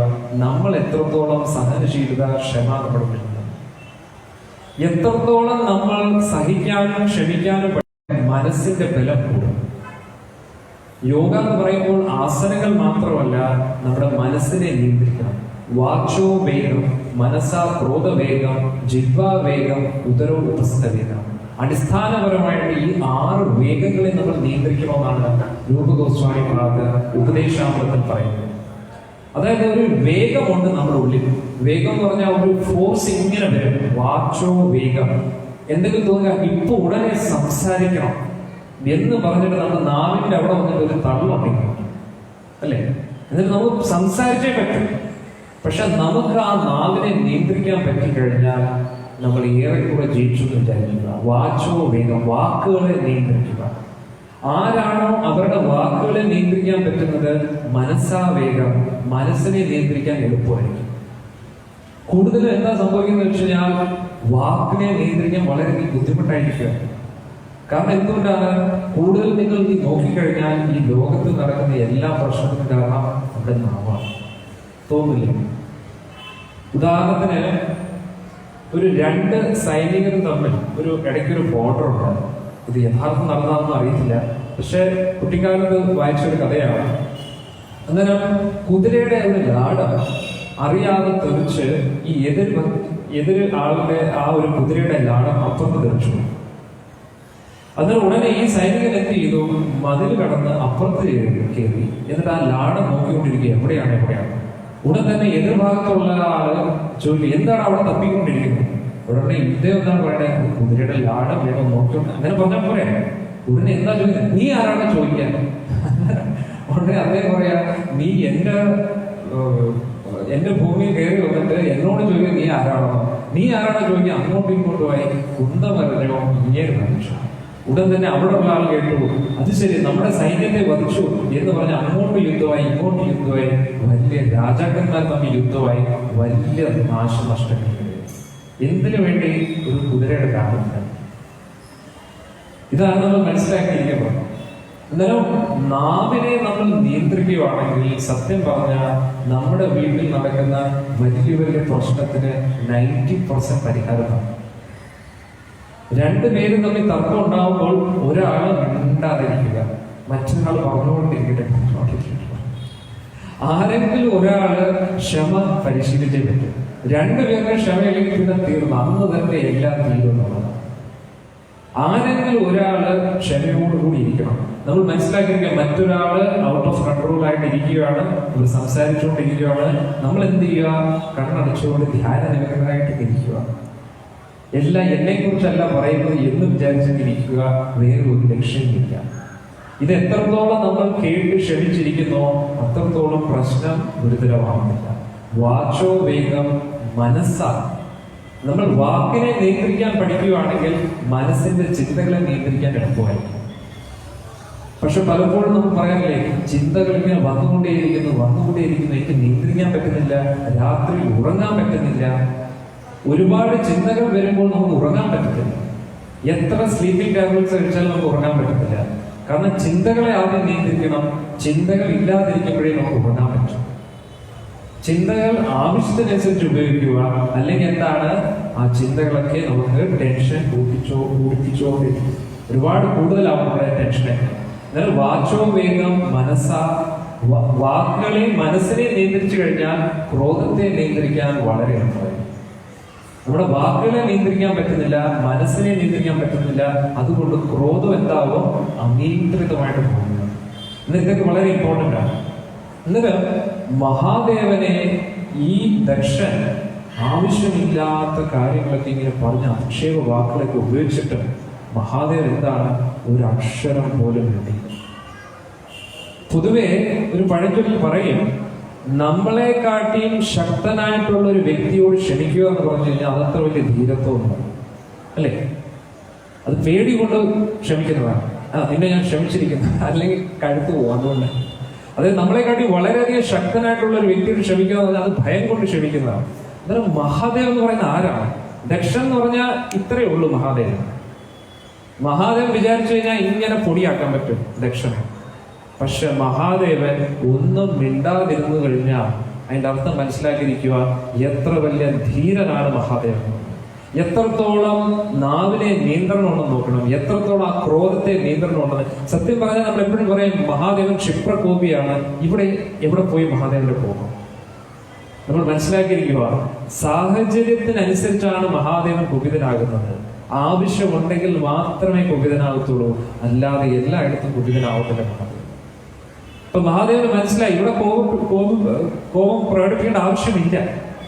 കാരണം ദക്ഷൻ വിവരമില്ലാത്തവനാണ്, അവൻ വായി തോന്നി എല്ലാം സംസാരിക്കുന്നു. ഞാൻ ക്ഷമിച്ചു കഴിഞ്ഞാൽ പ്രശ്നം അവോയ്ഡ് ചെയ്യാം എന്ന് പറഞ്ഞിട്ട് മഹാദേവൻ ഒന്നും മിണ്ടാതിരിക്കുകയാണ്. പക്ഷേ നന്ദിക്ക് സഹിക്കാൻ പറ്റിയില്ല. കാരണം അദ്ദേഹത്തിന്റെ സ്വാമിയാണ് ഇത്രയും കുറ്റപ്പെടുത്തിയത്. നന്ദി അങ്ങോട്ട് സംസാരിക്കാൻ തുടങ്ങി, അങ്ങോട്ടും ഇങ്ങോട്ടും ശാപമായി. രണ്ടുപേരും അങ്ങോട്ടും ഇങ്ങോട്ടും ശപിച്ചു, ഭൂതഗണങ്ങളെ ശപിച്ചു. എന്താണ്, നിങ്ങൾ എല്ലാവരും ശുചിയില്ലാതെ അങ്ങനെയുള്ളവരായി പോകട്ടെ എന്നൊക്കെ പറഞ്ഞു. യഥാർത്ഥ ലക്ഷ്യം മനസ്സിലാക്കാതെ ഇരിക്കട്ടെ എന്ന് പറഞ്ഞിട്ട് ഇങ്ങോട്ട് ഭൃഗുവിന്റെ വംശത്തെയും ശപിച്ചു. അങ്ങനെ രണ്ടുപേരും അങ്ങോട്ടും ഇങ്ങോട്ടും ശാപമായി. എന്നാൽ ഇതൊക്കെ കണ്ടിട്ട് മഹാദേവൻ വലിയ വിഷമമായി. പക്ഷെ മഹാദേവൻ ഒരു സൈഡിൽ നിൽക്കാതെ മഹാദേവൻ നേരെ അങ്ങ് പോയി. ഇതിനുശേഷം മഹാദേവനെ കളിയാക്കാനും ഇൻസൾട്ട് ചെയ്യാൻ വേണ്ടി തന്നെ ദക്ഷൻ വീണ്ടും ഒരു യാഗം പ്ലാൻ ചെയ്തു. അതിന് ബാക്കിയുള്ള എല്ലാ ദേവന്മാരും കൂട്ടുനിന്നു. ബ്രഹ്മദേവനും വന്നില്ല, സാക്ഷാൽ നാരായണനും വന്നില്ല. കാരണം രണ്ടുപേർക്കും മനസ്സിലായി ഇത് എവിടെ പോയി എത്താൻ പോവാണെന്ന് മനസ്സിലായി. അതുകൊണ്ട് പക്ഷെ ബാക്കി ദേവന്മാരെല്ലാം കൂട്ടുനിന്നു. അതിനെന്തായി? അവസാനം യാഗം തുടങ്ങി. അങ്ങനെ സതീദേവി കൈലാസത്തിൽ ഇങ്ങനെ ഇരിക്കുന്ന സമയത്ത് വിമാനങ്ങളിൽ ഓരോ ദേവന്മാര് പോവുകയാണ്. നമ്മൾ പുതിയ ആൾക്കാർ വിചാരിക്കും ഇന്നത്തെ കാലത്തെ വിമാനമുള്ളൂ. നമ്മളെക്കാട്ടിയും ബെറ്റർ ടെക്നോളജി അവിടെ ഉണ്ട്. അവരൊക്കെ പരമ യോഗികളാണ്. അവിടെ ഫ്യൂളിന്റെ ആവശ്യം വേണ്ടില്ല, അത്രയ്ക്ക് ബെറ്റർ പ്ലേസ് ആണ്. അന്നേരം ആ വിമാനങ്ങളിൽ ദേവന്മാരൊക്കെ ഇങ്ങനെ പോയിക്കൊണ്ടിരിക്കുന്ന സമയത്ത് ദേവിയോട് ചോദിക്കുക, ദേവി വരുന്നില്ലേ? നിങ്ങൾ പറഞ്ഞു, എങ്ങോട്ടാ? നിങ്ങൾ അറിഞ്ഞില്ലേ നിങ്ങളുടെ വീട്ടിൽ യാഗം നടക്കുകയാണ്? അന്നേരം ദേവിക്ക് അതൊരു ഇൻസൾട്ട് അല്ലേ? അത് സ്വന്തം വീട്ടിൽ യാഗം നടത്തിയിട്ട് ആരും അറിയിച്ചില്ലെന്ന് പറഞ്ഞ് അന്നേരം ദേവി അത് മനഃപൂർവ്വം മാറ്റാൻ വേണ്ടി ദേവി എന്ന് പറഞ്ഞു, അതൊക്കെ നമുക്കറിയാം, നമ്മളിപ്പം പൊയ്ക്കൊണ്ടിരിക്കുകയാണ്, ഇപ്പൊ റെഡിയായിട്ട് ഉടനെ പോവുകയാണ് എന്നൊരു അർത്ഥത്തിൽ ദേവി അത് പറഞ്ഞു ഒപ്പിച്ചു. അതിനുശേഷം മഹാദേവന്റെ അടുത്ത് വന്നിട്ട് പറയുകയാണ്, അങ്ങയുടെ ഭർത്തൃപിതാവ്, അങ്ങയുടെ ഭാര്യാപിതാവ് എന്ന് പറഞ്ഞിട്ട് നോക്കണേ, ഡയറക്റ്റ്ലി പറഞ്ഞാൽ മതി, എൻ്റെ അച്ഛൻ അവിടെ ത്യാഗം ചെയ്തെന്ന് പറഞ്ഞാൽ മതി. എൻ്റെ മഹാദേവനെ ഒന്ന് സന്തോഷിപ്പിക്കാൻ വേണ്ടി പറയുകയാണ്, അങ്ങയുടെ ഭാര്യാപിതാവ് എന്ത് ചെയ്യുന്നു? അവിടെ യാഗം നടത്തുന്നു, അതുകൊണ്ട് എല്ലാവരും അവിടെ പോവുകയാണ്, നമുക്ക് പോവാല്ലേ? പിന്നെ നമ്മുടെ തന്നെ ആൾക്കാരല്ലേ, ക്ഷണമൊന്നും ആവശ്യമില്ലല്ലോ എന്നൊക്കെ പറഞ്ഞ് മഹാദേവനെ ഒരു തരത്തിലൊന്ന് സമ്മതിപ്പിക്കാൻ വേണ്ടി സതീദേവി പാവം ഇങ്ങനെ പരിശ്രമിച്ചുകൊണ്ടിരിക്കുകയാണ്. അന്നേരം മഹാദേവൻ അതെല്ലാം കേട്ടിട്ട് പറഞ്ഞു, ദേവി എന്നെ അപമാനിക്കാൻ വേണ്ടി മാത്രമാണ് ഈ ഒരു യാഗം നടത്തുന്നത്, അതുകൊണ്ട് നമ്മൾ അവിടെ പോയി കഴിഞ്ഞാൽ നല്ല ഭവിഷ്യത്തായിരിക്കത്തില്ല എന്ന് പറഞ്ഞു. പക്ഷെ ദേവി എന്നിട്ടും പറഞ്ഞു, ഇവിടെ എല്ലാവരും വരുമ്പോൾ നമുക്ക് പോയില്ലെങ്കിൽ വളരെ മോശമല്ലേ എന്നൊക്കെ പറഞ്ഞ് അവസാനം മഹാദേവൻ പറഞ്ഞു, ഇത് എവിടെ ചെന്ന് അവസാനിക്കുമെന്ന് അറിയത്തില്ല, ചിലപ്പോൾ ജീവന് വരെ ഹാനി സംഭവിക്കും എന്നൊക്കെ പറഞ്ഞിട്ടും പാവം സതീദേവിക്ക് ആ ഒരു സമയത്ത് മനസ്സിലായി. എന്നിട്ട് മഹാദേവൻ ഇത്രയും പറഞ്ഞിട്ട് കണ്ണടച്ച് ധ്യാനാവസ്ഥയിൽ ഇരിക്കാൻ തുടങ്ങി. ദേവി പാവം കുറെ നേരം അങ്ങോട്ടും ഇങ്ങോട്ടും നടക്കാൻ തുടങ്ങി. കണ്ണീര് വരുന്നു, ദേഷ്യം വരുന്നു, വിഷമം വരുന്നു, എന്ത് ചെയ്യണമെന്ന് അറിയത്തില്ല. അവസാനം ഒറ്റ നടത്തെ നേരെ ദക്ഷയാഗത്തിലേക്ക്. അന്നത്തേക്ക് ഭൂതഗണങ്ങളെല്ലാം വിചാരിച്ചു ദേവി ഒറ്റയ്ക്ക് പോകുന്നു. ഉടൻ തന്നെ നന്ദിയും കൂട്ടത്തിച്ചേർന്നു, മറ്റു ഭൂതഗണങ്ങളും ചേർന്നു, എല്ലാവിധ സന്നാഹങ്ങളോടുകൂടി ഭൂതഗണങ്ങൾ എല്ലാവരും കൂടെ ചേർന്ന് പിന്നെ പോകാൻ തുടങ്ങി. പക്ഷെ മഹാദേവൻ അനുമതി കൊടുത്തില്ല. അങ്ങനെ ദേവി അവിടെ ചെന്ന് നോക്കിയപ്പോൾ മറ്റ് ദേവന്മാരാരും ദേവിയെ തിരിഞ്ഞു പോലും നോക്കിയില്ല. കാരണം ഭയപ്പെട്ടു, ദക്ഷൻ അത് ഇഷ്ടപ്പെടാതെ വന്നാലോ എന്ന് വിചാരിച്ചു. അങ്ങനെ ദേവി അവിടെ എല്ലാവരെയും രൂക്ഷമായിട്ട് നോക്കി. അവിടെ നോക്കിയപ്പോൾ മഹാദേവന് കൊടുക്കാനായിട്ടൊരു സ്ഥാനം അവിടെ ഇല്ല. ഇതൊക്കെ കണ്ടിട്ട് വളരെയധികം വിഷമിച്ചു. എന്നിട്ട് ദേവി അങ്ങനെ മുന്നോട്ട് പോകുന്ന സമയത്ത് മഹാദേവനെ കുറിച്ച് മഹാദേവനോടുള്ള ദേഷ്യം ആ ദക്ഷൻ ദേവിയുടെ തീർക്കുകയാണ്. ദേവിയെ തിരിഞ്ഞു പോലും നോക്കിയില്ല. ഇതെല്ലാം കണ്ടിട്ട് ദേവി വളരെയധികം വിഷമിച്ചു. ദേവി അങ്ങനെ തന്നെ മുന്നോട്ട് പോവുകയാണ്. ദേവി അങ്ങനെ പോയപ്പോഴത്തേക്ക് അമ്മയും മറ്റു സഹോദരിമാരും വന്നിട്ട് പല പല കാര്യങ്ങൾ ചോദിക്കുകയാണ്. പക്ഷെ ദേവിയുടെ മനസ്സ് അവിടെ നിന്നല്ല. ദേവി ഈ ഒരു ദക്ഷന്റെ ആ ഒരു ഇത്രയും ദുഷ്ട സ്വഭാവത്തെ കുറിച്ച് ദേവി ചിന്തിക്കുകയാണ്. സ്വന്തം അച്ഛനാണ്, പക്ഷെ എന്നിട്ട് ആ മഹാദേവനോട് ഇത്രയും ദ്വേഷം എന്തുകൊണ്ടാണ് എന്ന് പാവം ദേവി ഇങ്ങനെ ചിന്തിച്ചുകൊണ്ടിരിക്കുകയാണ്.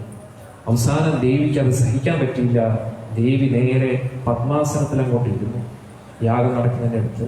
എന്നിട്ട് കണ്ണൊക്കെ അടച്ചു പിടിച്ചു. എന്നിട്ട് നല്ലൊരു ഇതും കൊടുത്തു.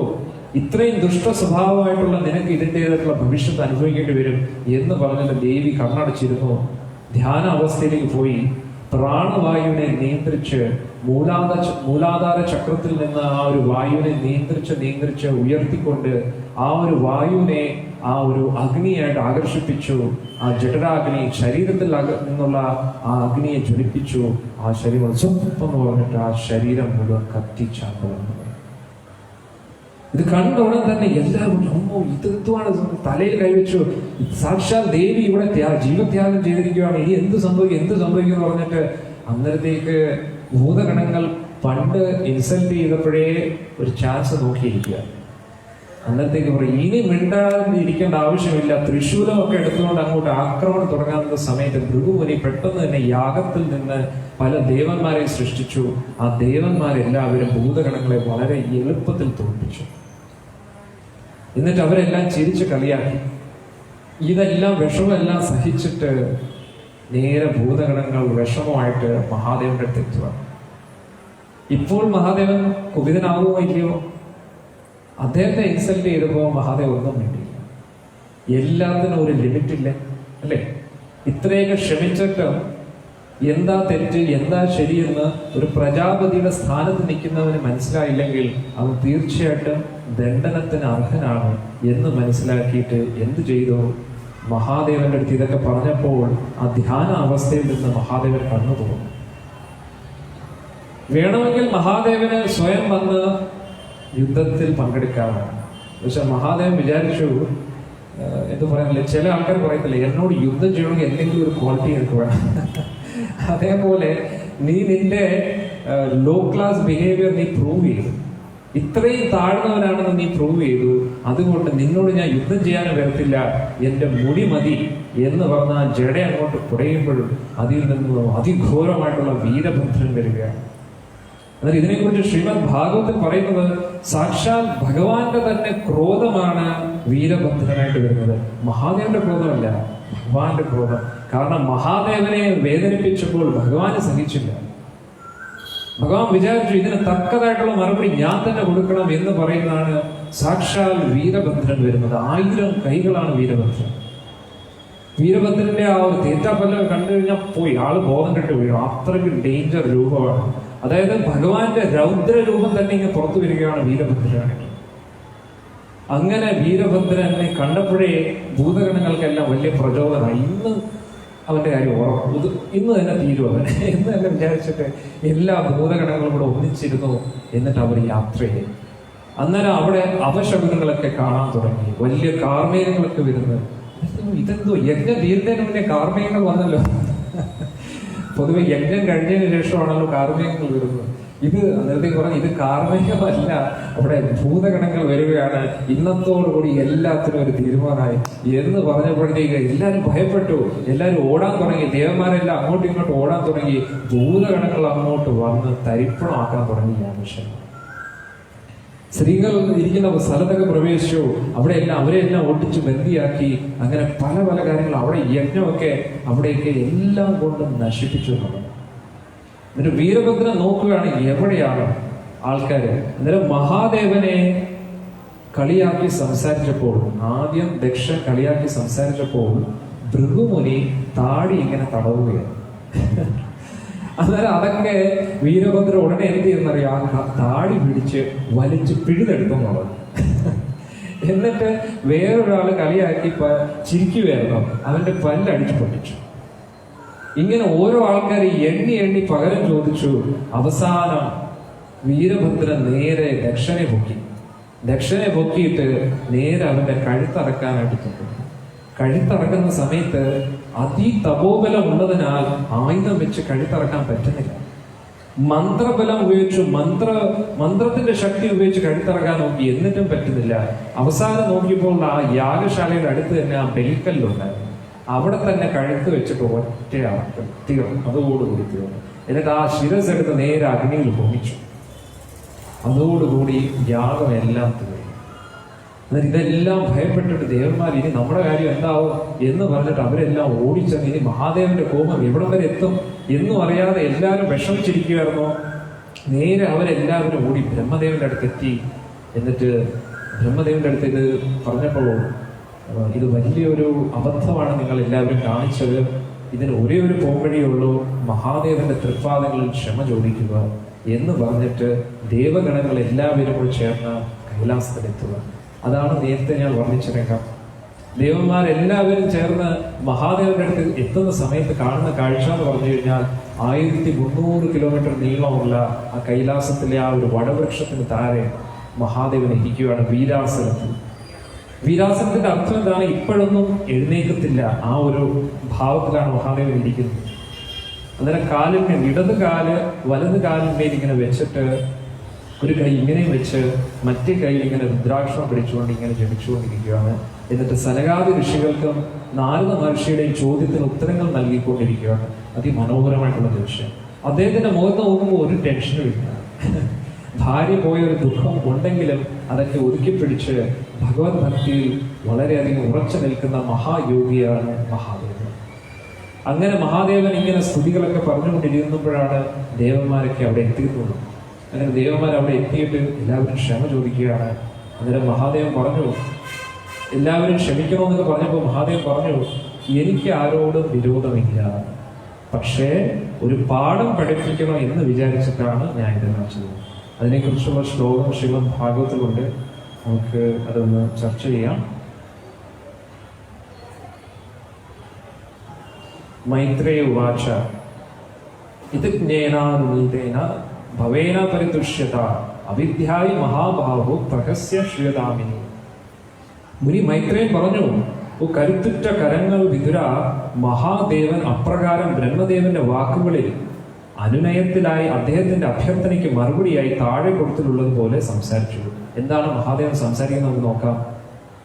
ശ്രീ മഹാദേവ ഉവാച നാഹം പ്രജേഷ ബാലാനാം വർണ്ണേയനാനുചിന്തയേ ദേവാമായാ വിഭൂതാനാം ദണ്ഡസ്തത്ര ധൃതോമയ.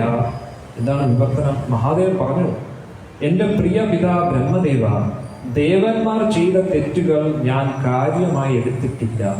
അവർ ബാലിഷ്യരും ബുദ്ധി കുറഞ്ഞവരും ആകയാൽ അവരുടെ അപരാധങ്ങൾ ഗൗരവാദ്യത്തോടുകൂടി ഞാൻ എടുക്കുന്നില്ല. അവരെ നേരെ ആക്കുന്നതിന് മാത്രം ഞാൻ അവരെ ശിക്ഷിക്കുക എന്നാണ് മഹാദേവൻ പറയുന്നത്. അടുത്ത ശ്ലോകത്തിൽ എന്താണ് പറയുന്നത്?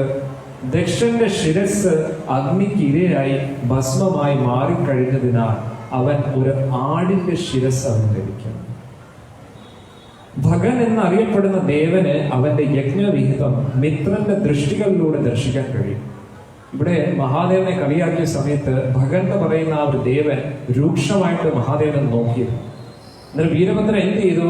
തലയടിച്ച് അവന്റെ കണ്ണെല്ലാം പുറത്തെടുത്തിരുന്നു. എന്നാൽ ആ ഒരു കണ്ണിന് പകരം മിത്രന്റെ കണ്ണ് ഉപയോഗിച്ച് നീ എല്ലാം കണ്ടാ മതി എന്നാണ് മഹാദേവൻ പറയുന്നത്. ഇനി അടുത്ത ശ്ലോകത്തിൽ എന്താണ് പറയുന്നത്? കൈപ്പത്തികൾ ഛേദിക്കപ്പെട്ടവർക്ക് അശ്വനി കുമാരന്മാരുടെ കൈപ്പത്തികൾ കൊണ്ട് പ്രവർത്തിക്കാം എന്ന് പറഞ്ഞു. എന്റെ പ്രിയപ്പെട്ട വിതുര, അവിടെ സന്നിഹിതരായിരുന്ന സകല വ്യക്തികളും അനുഗ്രഹാദികൾ അഗ്രണ്യഗണ്യനായ മഹാദേവന്റെ വാക്കുകൾ കേട്ട് ഹൃദയത്തിലും ആത്മാവിലും വളരെയധികം സന്തുഷ്ടമാണ്. ഇതാണ് നമുക്ക് മനസ്സിലാക്കേണ്ടത്. അങ്ങനെ ദക്ഷയാഗം തീരുകയും നേരെ തിരിച്ചു എന്നിട്ട് മഹാദേവന്റെ തൃക്കൈകളാൽ തന്നെ ആ ഒരു ആടിന്റെ ശിരസ് ആ ഒരു ദക്ഷൻ വെച്ചു കൊടുക്കുകയാണ്. അന്നേരം കണ്ണ് തുറന്ന് നോക്കിയപ്പോൾ നേരെ മഹാദേവൻ മുന്നിൽ നിൽക്കുന്നു. അന്നേരം ഉടൻ തന്നെ ഓർമ്മ വന്നു ആ സതീദേവി ജീവത്യാഗം ചെയ്ത കാര്യമൊക്കെ. അദ്ദേഹത്തിന് ഒരുപാട് കുറ്റബോധങ്ങളുണ്ട്. അന്നേരം ഇതേപോലെ തന്നെ നമ്മുടെ ജീവിതത്തിലും അറിഞ്ഞോ അറിയാതെയോ ചിലപ്പോൾ നമ്മൾ മഹത് വ്യക്തികളെയൊക്കെ തെറ്റിദ്ധരിക്കും, അവരെയൊക്കെ വിഷമിപ്പിക്കും. അന്നേരം അങ്ങനെ നമ്മൾ ഇപ്പോൾ മഹാദേവൻ നോക്കുമ്പോൾ മഹാദേവന്റെ ആ രൂപം കണ്ടിട്ടാണ് മഹാദേവന്റെ ആ ഒരു നില മനസ്സിലാക്കാൻ നോക്കുന്നത്. അതായത് നമ്മൾ മനസ്സിലാക്കിയിരിക്കണം, മഹാദേവൻ എന്തിന് ഈ രൂപം എടുത്തു? കർപ്പൂര ഗൗരം കരുണാവതാരം. മഹാദേവന്റെ ഉദ്ദേശം ഭൂതപ്രേതാദികളുടെ അവരുടെ ഒരു നാഥനായിട്ട് നിൽക്കുക എന്നതാണ്. കാരണം അവരെ ഗൈഡ് ചെയ്യാൻ ആരുമില്ല.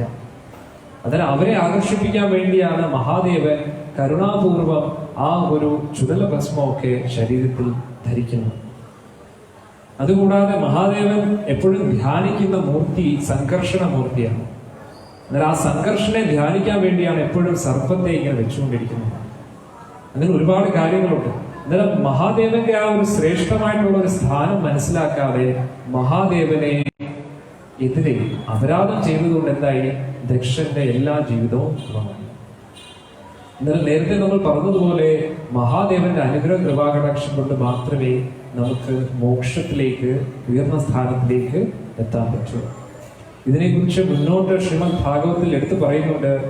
ദിതി കശ്യപ മുനിയെടുത്ത് ആ ഒരു സന്ധ്യാസമയത്ത് സന്താന ഉത്പാദനത്തിന് വേണ്ടി യാചിക്കുന്ന സമയത്ത് കശ്യപ മുനി എടുത്തു പറയുന്നുണ്ട്, ഈ സന്ധ്യാസമയം ഇതിന് അനുയോജ്യമല്ല.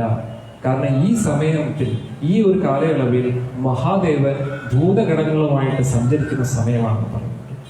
അതുകൊണ്ടാണ് സന്ധ്യാസമയത്ത് നമ്മൾ നോക്കുമ്പോൾ എപ്പോഴും നമ്മുടെ വീടുകളിൽ വിളക്കൊക്കെ കത്തിച്ച് രാമരാമ മന്ത്രം ജപിക്കണമെന്ന് പറയുന്നത്. പണ്ടൊക്കെ അങ്ങനെയാണ് അല്ലേ? വിളക്കൊക്കെ കത്തിച്ച് രാമനാമം ജപിക്കുമായിരുന്നു. ഇപ്പോഴൊക്കെ എന്താണ്? ചിലപ്പോൾ വിളക്കൊക്കെ കത്തിക്കും, പക്ഷെ എല്ലാവരും എന്താണ്? സീരിയൽ കണ്ടുകൊണ്ടിരിക്കുക.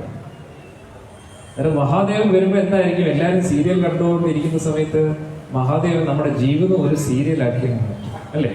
വീണ്ടും വീണ്ടും ജനിക്കുക, വീണ്ടും വീണ്ടും മരിക്കുക, ഇവിടെ തന്നെ കറങ്ങിക്കൊണ്ടിരിക്കേണ്ടി വരും. അന്നേരം ഇതിൽ നിന്ന് നമ്മൾ രക്ഷ ആഗ്രഹിക്കുന്നുണ്ടെങ്കിൽ കുറഞ്ഞ പക്ഷം സന്ധ്യാസമയത്തെങ്കിലും നമ്മൾ എന്ത് ചെയ്യണം? ഇതേപോലെ വിളക്കൊക്കെ കത്തിച്ച് ഭഗവാന്റെ നാമം ജപിക്കണം. അന്നേരം ആ പുരാണങ്ങളിൽ പറയുന്നത്, മഹാദേവൻ ഭൂതഗണങ്ങളുമായിട്ട് ഇങ്ങനെ സഞ്ചരിക്കുന്ന സമയത്ത് എവിടെയാണോ വിളക്ക് കത്തിച്ച് വെച്ചിരിക്കുന്നത് സന്ധ്യാവേളയിൽ, എവിടെയാണോ ഭഗവാന്റെ നാമം ജപിക്കുന്നത്, അവർക്കെല്ലാം മഹാദേവൻ അനുഗ്രഹം ചൊരിഞ്ഞു പോകും. എവിടെയാണോ നാമജപം ഇല്ലാത്തത്, വിളക്ക് കത്തിക്കാത്തത്, അവർക്കെല്ലാം അവരുടെ ശരീരത്തിൽ, സൂക്ഷ്മ ശരീരത്തിൽ ഒരു മാർക്ക് ഇട്ടിട്ട് പോകുമെന്നാണ് പറയുന്നത്, ഒരു അടയാളം. അതിനുശേഷം ആ ഒരു ചുടലഭസ്മം ലഭിക്കുന്ന ആ ശംശാന അവിടെ മഹാദേവൻ ഇരിക്കും. ആ ഇരിക്കുന്ന സമയത്ത് പൊതുവെ നാമം ജപിക്കുക എന്നൊക്കെ പറഞ്ഞു കഴിഞ്ഞാൽ പൊതുവെ എല്ലാവരും പറയുന്നത് എന്താണ്? തിരക്കാണ്, സമയമില്ല എന്നൊക്കെയാണ് പറയുന്നത്. അതായത് സമയമല്ല, ഒഴിഞ്ഞൊരു സമയം നമുക്ക് കിട്ടും. എപ്പോഴാണ്? 4 പേര് ചുമന്നുകൊണ്ട് പോകുന്ന ഒരു സമയം. അന്നേരം നമുക്ക് ഒരു ബിസിയില്ല, എല്ലാം കഴിഞ്ഞ് ഫ്രീ ആയിട്ടിരിക്കുന്ന സമയമാണ്. അന്നേരം ആ സമയത്ത് ശംശാനത്തിലേക്ക് നമ്മളെ കൊണ്ടുപോകുന്ന സമയത്ത് എന്താണ്? അത് കണ്ടു കഴിയുമ്പോഴത്തേക്ക് മഹാദേവൻ ആ അടയാളം ഉള്ളൂ എന്ന് നോക്കും. അടയാളം ഉള്ളതിന്റെ അർത്ഥം എന്താണ്? ഇവൻ നാമമൊന്നും ജപിച്ചിട്ടില്ല എന്ന് മനസ്സിലാക്കിയിട്ട് അവനെ നേരെ ഒരു ഭൂതമാക്കി കൊണ്ടുപോകും. മഹാദേവന്റെ ഭൂതപ്രേതാദികളുടെ കൂട്ടത്തിൽ ഒരു പുതിയൊരു ഭൂതം കൂടെ ലഭിക്കും. എന്നിട്ട് അതുകൂടാതെ ഒരുപാട് ദുഷ്ട സ്വഭാവം സന്ധ്യസമയത്തൊക്കെ ഒരിക്കലും ചെയ്യാൻ പാടില്ലാത്ത കാര്യങ്ങളൊക്കെയാണ് ചെയ്യുന്നതെങ്കിൽ ആ ഒരു ശരീരത്തിൽ ഈ ഒരു ഭൂതപ്രേതാദികൾക്ക് പ്രവേശിക്കാനുള്ള ഒരു അവസരം കൂടെ മഹാദേവൻ. അങ്ങനെ ഒരുപാട് കാര്യങ്ങളുണ്ട്. അന്നേരം കൂടുതലും നമ്മൾ നോക്കുകയാണെങ്കിൽ മഹാദേവന്റെ കൃപാകടാക്ഷം കൊണ്ട് നമുക്ക് കൂടുതൽ നമ്മുടെ ജീവിതത്തിലെ പ്രശ്നങ്ങളെ പരിഹരിക്കാൻ പറ്റും. ആ ഒരു പരിഹാരത്തിന് വേണ്ടി മഹാദേവന്റെ കൃപാകടാക്ഷം നമ്മൾ തീർച്ചയായിട്ടും അനുഗ്രഹിക്കണം. ഇതുകൂടാതെ ശ്രീമദ് ഭാഗവതത്തിൽ പറയുന്ന അതിമനോഹരമായിട്ടുള്ള ഒരു ലീല എന്ന് പറഞ്ഞു കഴിഞ്ഞാൽ, മഹാദേവൻ ഇങ്ങനെ ഭഗവാന്റെ കാര്യങ്ങളൊക്കെ പറഞ്ഞുകൊണ്ടിരിക്കുകയാണ്. എല്ലാവിധ ദേവന്മാരും ഇങ്ങനെ കേട്ടുകൊണ്ടിരിക്കുകയാണ്. ആ സമയത്ത് പാർവതി ദേവിയെ വാമഭാഗത്ത് ഇരുത്തിക്കൊണ്ടും സംസാരിക്കുകയാണ്. എന്നിട്ട് മഹാദേവൻ പറയുന്ന കാര്യം മനസ്സിനെ നിയന്ത്രിക്കുന്നതിനെ കുറിച്ചും കാമക്രോധാദികളെ നിയന്ത്രിക്കുന്നതിനെ കുറിച്ചും. എന്നാൽ ഇങ്ങനെ ചിത്രകേതു എന്ന് പറയുന്ന ആ ഒരു ഗന്ധർവൻ ഇതിലിങ്ങനെ പോകുന്ന സമയത്ത് ഇത് കണ്ടിട്ട് ചിരിച്ചു. എന്നാൽ ചിരിച്ചപ്പോഴത്തേക്ക് പാർവതി ദേവി വിചാരിച്ചു മഹാദേവനെ കളിയാക്കിയാണോ ചിരിച്ചത്. അന്നേരത്തേക്ക് പാർവതി ദേവി ശപിക്കുകയാണ്, നീ ഒരു അസുരനായ രാക്ഷസനായി പോകട്ടെ എന്ന് പറഞ്ഞിട്ട്. അന്നേരം ചിത്രകേതു താഴെ വന്നിട്ട് പറയുകയാണ്, ദേവി ഞാൻ കളിയാക്കിയതല്ല, യഥാർത്ഥത്തിൽ ആ പാർവതി ദേവിയെ മടിയിൽ ഇരുത്തിക്കൊണ്ട് തന്നെ ഇങ്ങനെ ഒരു മനോനിയന്ത്രണത്തോടുകൂടി സംസാരിക്കാൻ മഹാദേവനെ കൊണ്ട് മാത്രമേ പറ്റൂ. മഹാദേവൻ തത്തുല്യം, മഹാദേവൻ മാത്രം എന്നൊരർത്ഥത്തിലാണ് ഞാൻ പറയുന്നത് എന്ന് പറഞ്ഞു. ഇതിനുശേഷം അദ്ദേഹം അവിടെ പോവുകയാണ്. അങ്ങനെ ഒരുപാട് കാര്യങ്ങൾ അതിനെക്കുറിച്ച് പറയുന്നുണ്ട്. പിന്നെ അർജുൻ തപസ് ചെയ്യുന്ന സമയത്തും മഹാദേവൻ വേഷം മാറി അവിടെ വരികയും അതൊക്കെ നമുക്കറിയാം. അർജുനുമായിട്ടൊരു യുദ്ധം നടക്കുകയാണ്. അന്നേരം ആ യുദ്ധത്തിൽ നല്ല രസമായിട്ട് അർജുൻ യുദ്ധം ചെയ്തു. ആ പകുതിയായപ്പോഴത്തേക്ക് അർജുന് മനസ്സിലായി ഇത് സാക്ഷാൽ മഹാദേവനാണ്. നേരെ നമസ്കരിച്ചു. എന്നിട്ട് പശുപതാസ്ത്രം സമയമാകുമ്പോൾ നൽകാം എന്ന് പറയുവാണ്. ആ പശുപതാസ്ത്രം ഉപയോഗിച്ചിട്ടാണ് ജയദ്രഥനെ വധിക്കുന്നത്. പിന്നെ മാർക്കണ്ഡേയ ഋഷി ഇങ്ങനെ ഭഗവാന്റെ ആ മായാലോകമൊക്കെ കണ്ടതിന് ശേഷം ഇങ്ങനെ ധ്യാന നിമഗ്നായിട്ട് ഇരിക്കുന്ന സമയത്ത് മഹാദേവനും പാർവതി ദേവി അതിൽ വരികയാണ്. അന്നേരം ആ വരുന്ന സമയത്ത് മാർക്കണ്ഡേയ ഋഷിയെ കണ്ടതിന് ശേഷം താഴെ ഇറങ്ങി വന്നിട്ട് ആ മാർക്കണ്ഡേയ ഋഷിക്ക് അനുഗ്രഹം കൊടുക്കുകയാണ്. പിന്നെ നമുക്ക് എല്ലാവർക്കും അറിയാം നമ്മുടെ മമ്മിയൂർ മഹാദേവൻ മഹാദേവന്റെ മഹിമ പറയുന്ന ഊര്, അതാണ് മമ്മിയൂർ. അന്നേരം എടുത്തു പറയേണ്ട കാര്യം എന്ന് പറഞ്ഞാൽ രുദ്രഗീതം, രുദ്രതീർത്ഥം. ആ രുദ്രതീർത്ഥം നമ്മുടെ ആ ഗുരുവായൂർ ക്ഷേത്രത്തിന് അടുത്തുനിന്ന് ഇവിടം വരെ ഉണ്ടായിരുന്നു. വലിയൊരു രുദ്രതീർത്ഥമായിരുന്നു. അന്നേരം അപ്പുറത്ത് ഗുരുവായൂരപ്പനും ഇപ്പുറത്ത് മഹാദേവനും, അങ്ങനെയാണ്. അന്നേരം നമുക്ക് എല്ലാവർക്കും അറിയാം ഭഗവാന്റെ ഗുരുവായൂരപ്പന്റെ ആ ഒരു പ്രതിഷ്ഠ നടത്താൻ വേണ്ടി അനുയോജ്യമായിട്ടുള്ള സ്ഥലം ബൃഹസ്പതിയും വായുദേവനും അന്വേഷിച്ചുകൊണ്ടിരിക്കുകയായിരുന്നു. അന്നേരം ഈ വിഗ്രഹം, ഗുരുവായൂരപ്പന്റെ വിഗ്രഹം സാക്ഷാൽ ദേവകിയും വസുദേവനും പൂജിച്ചിരുന്ന, അതിനു മുമ്പേ ബ്രഹ്മദേവൻ പൂജിച്ചിരുന്ന വിഗ്രഹമാണ്. അതാണ് ദേവകിയും വസുദേവന്റെ കയ്യിൽ ലഭിക്കുന്നത്. അതിനുശേഷം ഭഗവാൻ ഈ ലോകം പെടുന്ന സമയത്ത് ദ്വാരക സമുദ്രമധ്യത്തിലേക്ക് ആകുകയാണെന്ന് മനസ്സിലാക്കി, സമുദ്രത്തിൽ മുങ്ങാൻ പോവുകയാണെന്ന് മനസ്സിലാക്കി, ഭഗവാൻ തന്നെ ഈ ലോകം വിട്ടുകഴിഞ്ഞാൽ എല്ലാം സമുദ്രത്തിലാകും എന്ന് മനസ്സിലാക്കി ഭഗവാൻ ഉദ്ധവരോട് പറയുകയാണ്, ഈ ഒരു വിഗ്രഹത്തിന് അനുയോജ്യമായിട്ടുള്ളൊരു സ്ഥാനം ഒന്ന് അന്വേഷിച്ച് കണ്ടുപിടിക്കും. അങ്ങനെയാണ് നമുക്ക് എല്ലാവർക്കും അറിയാം മഹാദേവൻ തപസ് ചെയ്തുകൊണ്ടിരുന്ന സ്ഥലമാണ് രുദ്രതീർത്ഥത്തിന് അടുത്തായിട്ടുള്ള ആ ഒരു പ്രദേശം, ഇപ്പോൾ ഗുരുവായൂരപ്പൻ ഇരിക്കുന്ന ആ സ്ഥലം. അന്നേരം അവിടെ വന്നപ്പോൾ നമ്മുടെ മമ്മിയൂർ മഹാദേവൻ അവിടെ ധ്യാന നിമഗ്നായിട്ട് ഇരിക്കുമായിരുന്നു, തപസ് അനുഷ്ഠിച്ചുകൊണ്ടിരിക്കുമായിരുന്നു. എത്രയോ കാലാകാലങ്ങളായിട്ട് മഹാദേവൻ ഇവിടെ ഇരിക്കുന്നുണ്ടായിരുന്നു. ആ ഒരു സമയത്ത് ബൃഹസ്പതിയും വായുദേവനും കൂടെ ഗുരുവായൂരപ്പന്റെ വിഗ്രഹം കൊണ്ടുവന്നു. എന്നിട്ട് പറഞ്ഞു, ഇതിന് അനുയോജ്യമായിട്ടുള്ള സ്ഥാനം ഇന്ന് നൽകണം എന്ന് പറഞ്ഞ് ഏറ്റവും അനുയോജ്യമായിട്ടുള്ള സ്ഥാനം ഇത് തന്നെയാണ്, ഞാൻ മാറിത്തരാം എന്ന് പറഞ്ഞിട്ടാണ് മഹാദേവൻ ആ സ്ഥലം വിട്ടുകൊടുക്കുന്നത്. അവിടെയാണ് ഗുരുവായൂരപ്പനെ പ്രിയിക്കുന്നത്. എന്നൊന്ന് ആലോചിച്ച് നോക്കുക, അന്ന് മമ്മിയൂർ മഹാദേവൻ ഇവിടെ വെക്കണ്ട എന്ന് പറഞ്ഞിരുന്നെങ്കിൽ എന്തായാലും നമുക്ക് ഗുരുവായൂരപ്പനെ ലഭിക്കത്തില്ലായിരുന്നു. അന്നേരം അതുകൊണ്ട് തന്നെയാണ് ഗുരുവായൂരപ്പനെ നമുക്ക് കാണണമെങ്കിൽ മമ്മിയൂർ മഹാദേവന്റെ അനുഗ്രഹം ലഭിച്ചെങ്കിലേ ഗുരുവായൂരപ്പനെ യഥാർത്ഥത്തിൽ നമുക്ക് കാണാൻ പറ്റും. അങ്ങനെ മഹാദേവൻ ഇപ്പുറത്ത് വന്നിരിക്കുകയും അതാണ് നമുക്ക് സാക്ഷാൽ മമ്മിയൂർ മഹാദേവനെ ഇവിടെ ദർശിക്കാൻ പറ്റുന്നത്. അന്നേരം നമ്മൾ എന്താണ് ശിവരാത്രിയുടെ അന്ന് പ്രാർത്ഥിക്കുന്നത് മഹാദേവനോട്? നമുക്ക് വേണമെങ്കിൽ ഭൗതിക ആഗ്രഹങ്ങളൊക്കെ പ്രാർത്ഥിക്കാം, അതെല്ലാം പെട്ടെന്ന് തന്നെ നടക്കുകയും ചെയ്യും. പക്ഷേ യഥാർത്ഥ പരിഹാരമാണ് നമ്മൾ ആഗ്രഹിക്കുന്നതെങ്കിൽ എന്താണ് നമ്മൾ പ്രാർത്ഥിക്കേണ്ടത്? ഈ സംസാര സാഗരത്തിൽ വീണ്ടും വീണ്ടും ജനിച്ചു മരിച്ച് ജീവിക്കുന്ന നമ്മളെ ഈ ഒരു സാഗരത്തിൽ നിന്ന് രക്ഷപ്പെടുത്തണമേ, അതിനുവേണ്ടി നമ്മൾ എന്താണ് ചെയ്യേണ്ടത് മഹാദേവ എന്നാണ് നമ്മൾ പ്രാർത്ഥിക്കുന്നത്. അത് എന്തായാലും എൻ്റെ മോക്ഷത്തിന് വേണ്ടി നല്ലതെന്താണോ അത് നടക്കട്ടെ, എൻ്റെ മോക്ഷത്തിന് തടസ്സമായിട്ടുള്ളത് എന്താണോ അതെല്ലാം അങ്ങ് മാറ്റിത്തരൂ എന്നൊന്ന് പ്രാർത്ഥിച്ചു നോക്കും. ഇത് പ്രാർത്ഥിക്കുമ്പോൾ നിങ്ങൾക്ക് വലിയ ഭയമൊക്കെ ആയിരിക്കും. അതായത് മോക്ഷത്തിന് തടസ്സമായിട്ടുള്ളത് മാറ്റണേ എന്ന് പറയുമ്പോൾ നമ്മുടെ കയ്യിൽ നിന്ന് എന്തെങ്കിലുമൊക്കെ നഷ്ടപ്പെടുമോ എന്ന് നമ്മൾ ചിന്തിക്കും. പക്ഷേ സത്യമായിട്ടും ആ ധൈര്യത്തോടു കൂടി നമ്മൾ പ്രാർത്ഥിക്കുകയാണെങ്കിൽ എല്ലാം കൊണ്ടും നമുക്ക് സന്തോഷവും സമാധാനം നൽകുന്ന ഒരു ജീവിതത്തിന് ഒരു തുടക്കം ആകും ഇന്നത്തെ ദിവസം. അതിന് എല്ലാം കൊണ്ടും പ്രധാന ദിവസമാണ് ഈ ഒരു ദിവസം. ഈ ഒരു ശിവരാത്രിയുടെ ദിവസം നമുക്കറിയാം, പ്രധാനമായിട്ടും മഹാദേവൻ ഇന്ന് ഉറങ്ങാതിരുന്നതിൻ്റെ കാരണം നമുക്ക് എല്ലാവർക്കും അറിയാം. ആ ഒരു വിഷം, കാലകൂട വിഷം ഇപ്പോഴും ഭഗവാൻ മഹാദേവൻ കണ്ഠത്തിൽ വെച്ചുകൊണ്ടിരിക്കുകയാണ്. നീലകണ്ഠൻ എന്ന് പറയുന്നത് തന്നെ അതുകൊണ്ടാണ്. അന്നേരം ആ ഒരു സമുദ്രമന്ഥന ലീലയൊക്കെ നടന്നു കഴിഞ്ഞപ്പോൾ, അത് നടന്നുകൊണ്ടിരിക്കുന്ന സമയത്ത് ആദ്യം വരുന്നത് വിഷമാണ്, അല്ലേ? പൊതുവെ നമ്മുടെ ജീവിതത്തിൽ നമ്മൾ എന്തെങ്കിലും ഒരു നല്ല കാര്യം ചെയ്യുമ്പോൾ ആദ്യം എന്തെങ്കിലും ഒരു പ്രശ്നം ഉണ്ടാകും. പ്രശ്നത്തിൽ നിന്നായിരിക്കും എല്ലാം തുടങ്ങുന്നത്. അന്നേരം ആ ഒരു വിഷം വന്നപ്പോൾ എല്ലാവരും ഓടി. എന്ത് ചെയ്യണമെന്ന് അറിഞ്ഞില്ല. അന്നേരം ഭഗവാന്റെ അടുത്ത് ചോദിച്ചപ്പോൾ ഭഗവാൻ പറഞ്ഞു, മഹാദേവനോട് പറയൂ, മഹാദേവൻ ഇതിനൊരു പരിഹാരം കണ്ടെത്തും എന്ന് പറഞ്ഞു. അന്നേരം മഹാദേവൻ കണ്ട പരിഹാരം എന്താണ്? നേരെ ആ വിഷത്തെ കുടിക്കുകയാണ്. അന്നേരം ആ വിഷത്തെ മുഴുവൻ എടുത്തതിന് ശേഷം ശാസ്ത്രങ്ങൾ പറയുന്നത് ആ വിഷം എടുത്ത സമയത്ത് കുറച്ച് വിഷം വീണിരുന്നു, വളരെ കുറച്ച് തുള്ളികൾ. അതിൽ നിന്നാണ് ഓരോ വിഷജന്തുക്കൾ വന്നത് എന്ന് പറയുന്നത്. അവരുടെ ഉള്ളിലുള്ള ആ വിഷമൊക്കെ ആ ഒരു കാളകൂടത്തിൽ നിന്നാണ് വരുന്നത്, കാളകൂട വിഷത്തിൽ നിന്നാണ് പറയുന്നത്. അന്നേരം മഹാദേവൻ അതിങ്ങനെ എടുത്ത് കുടിക്കാൻ തുടങ്ങുകയാണ്.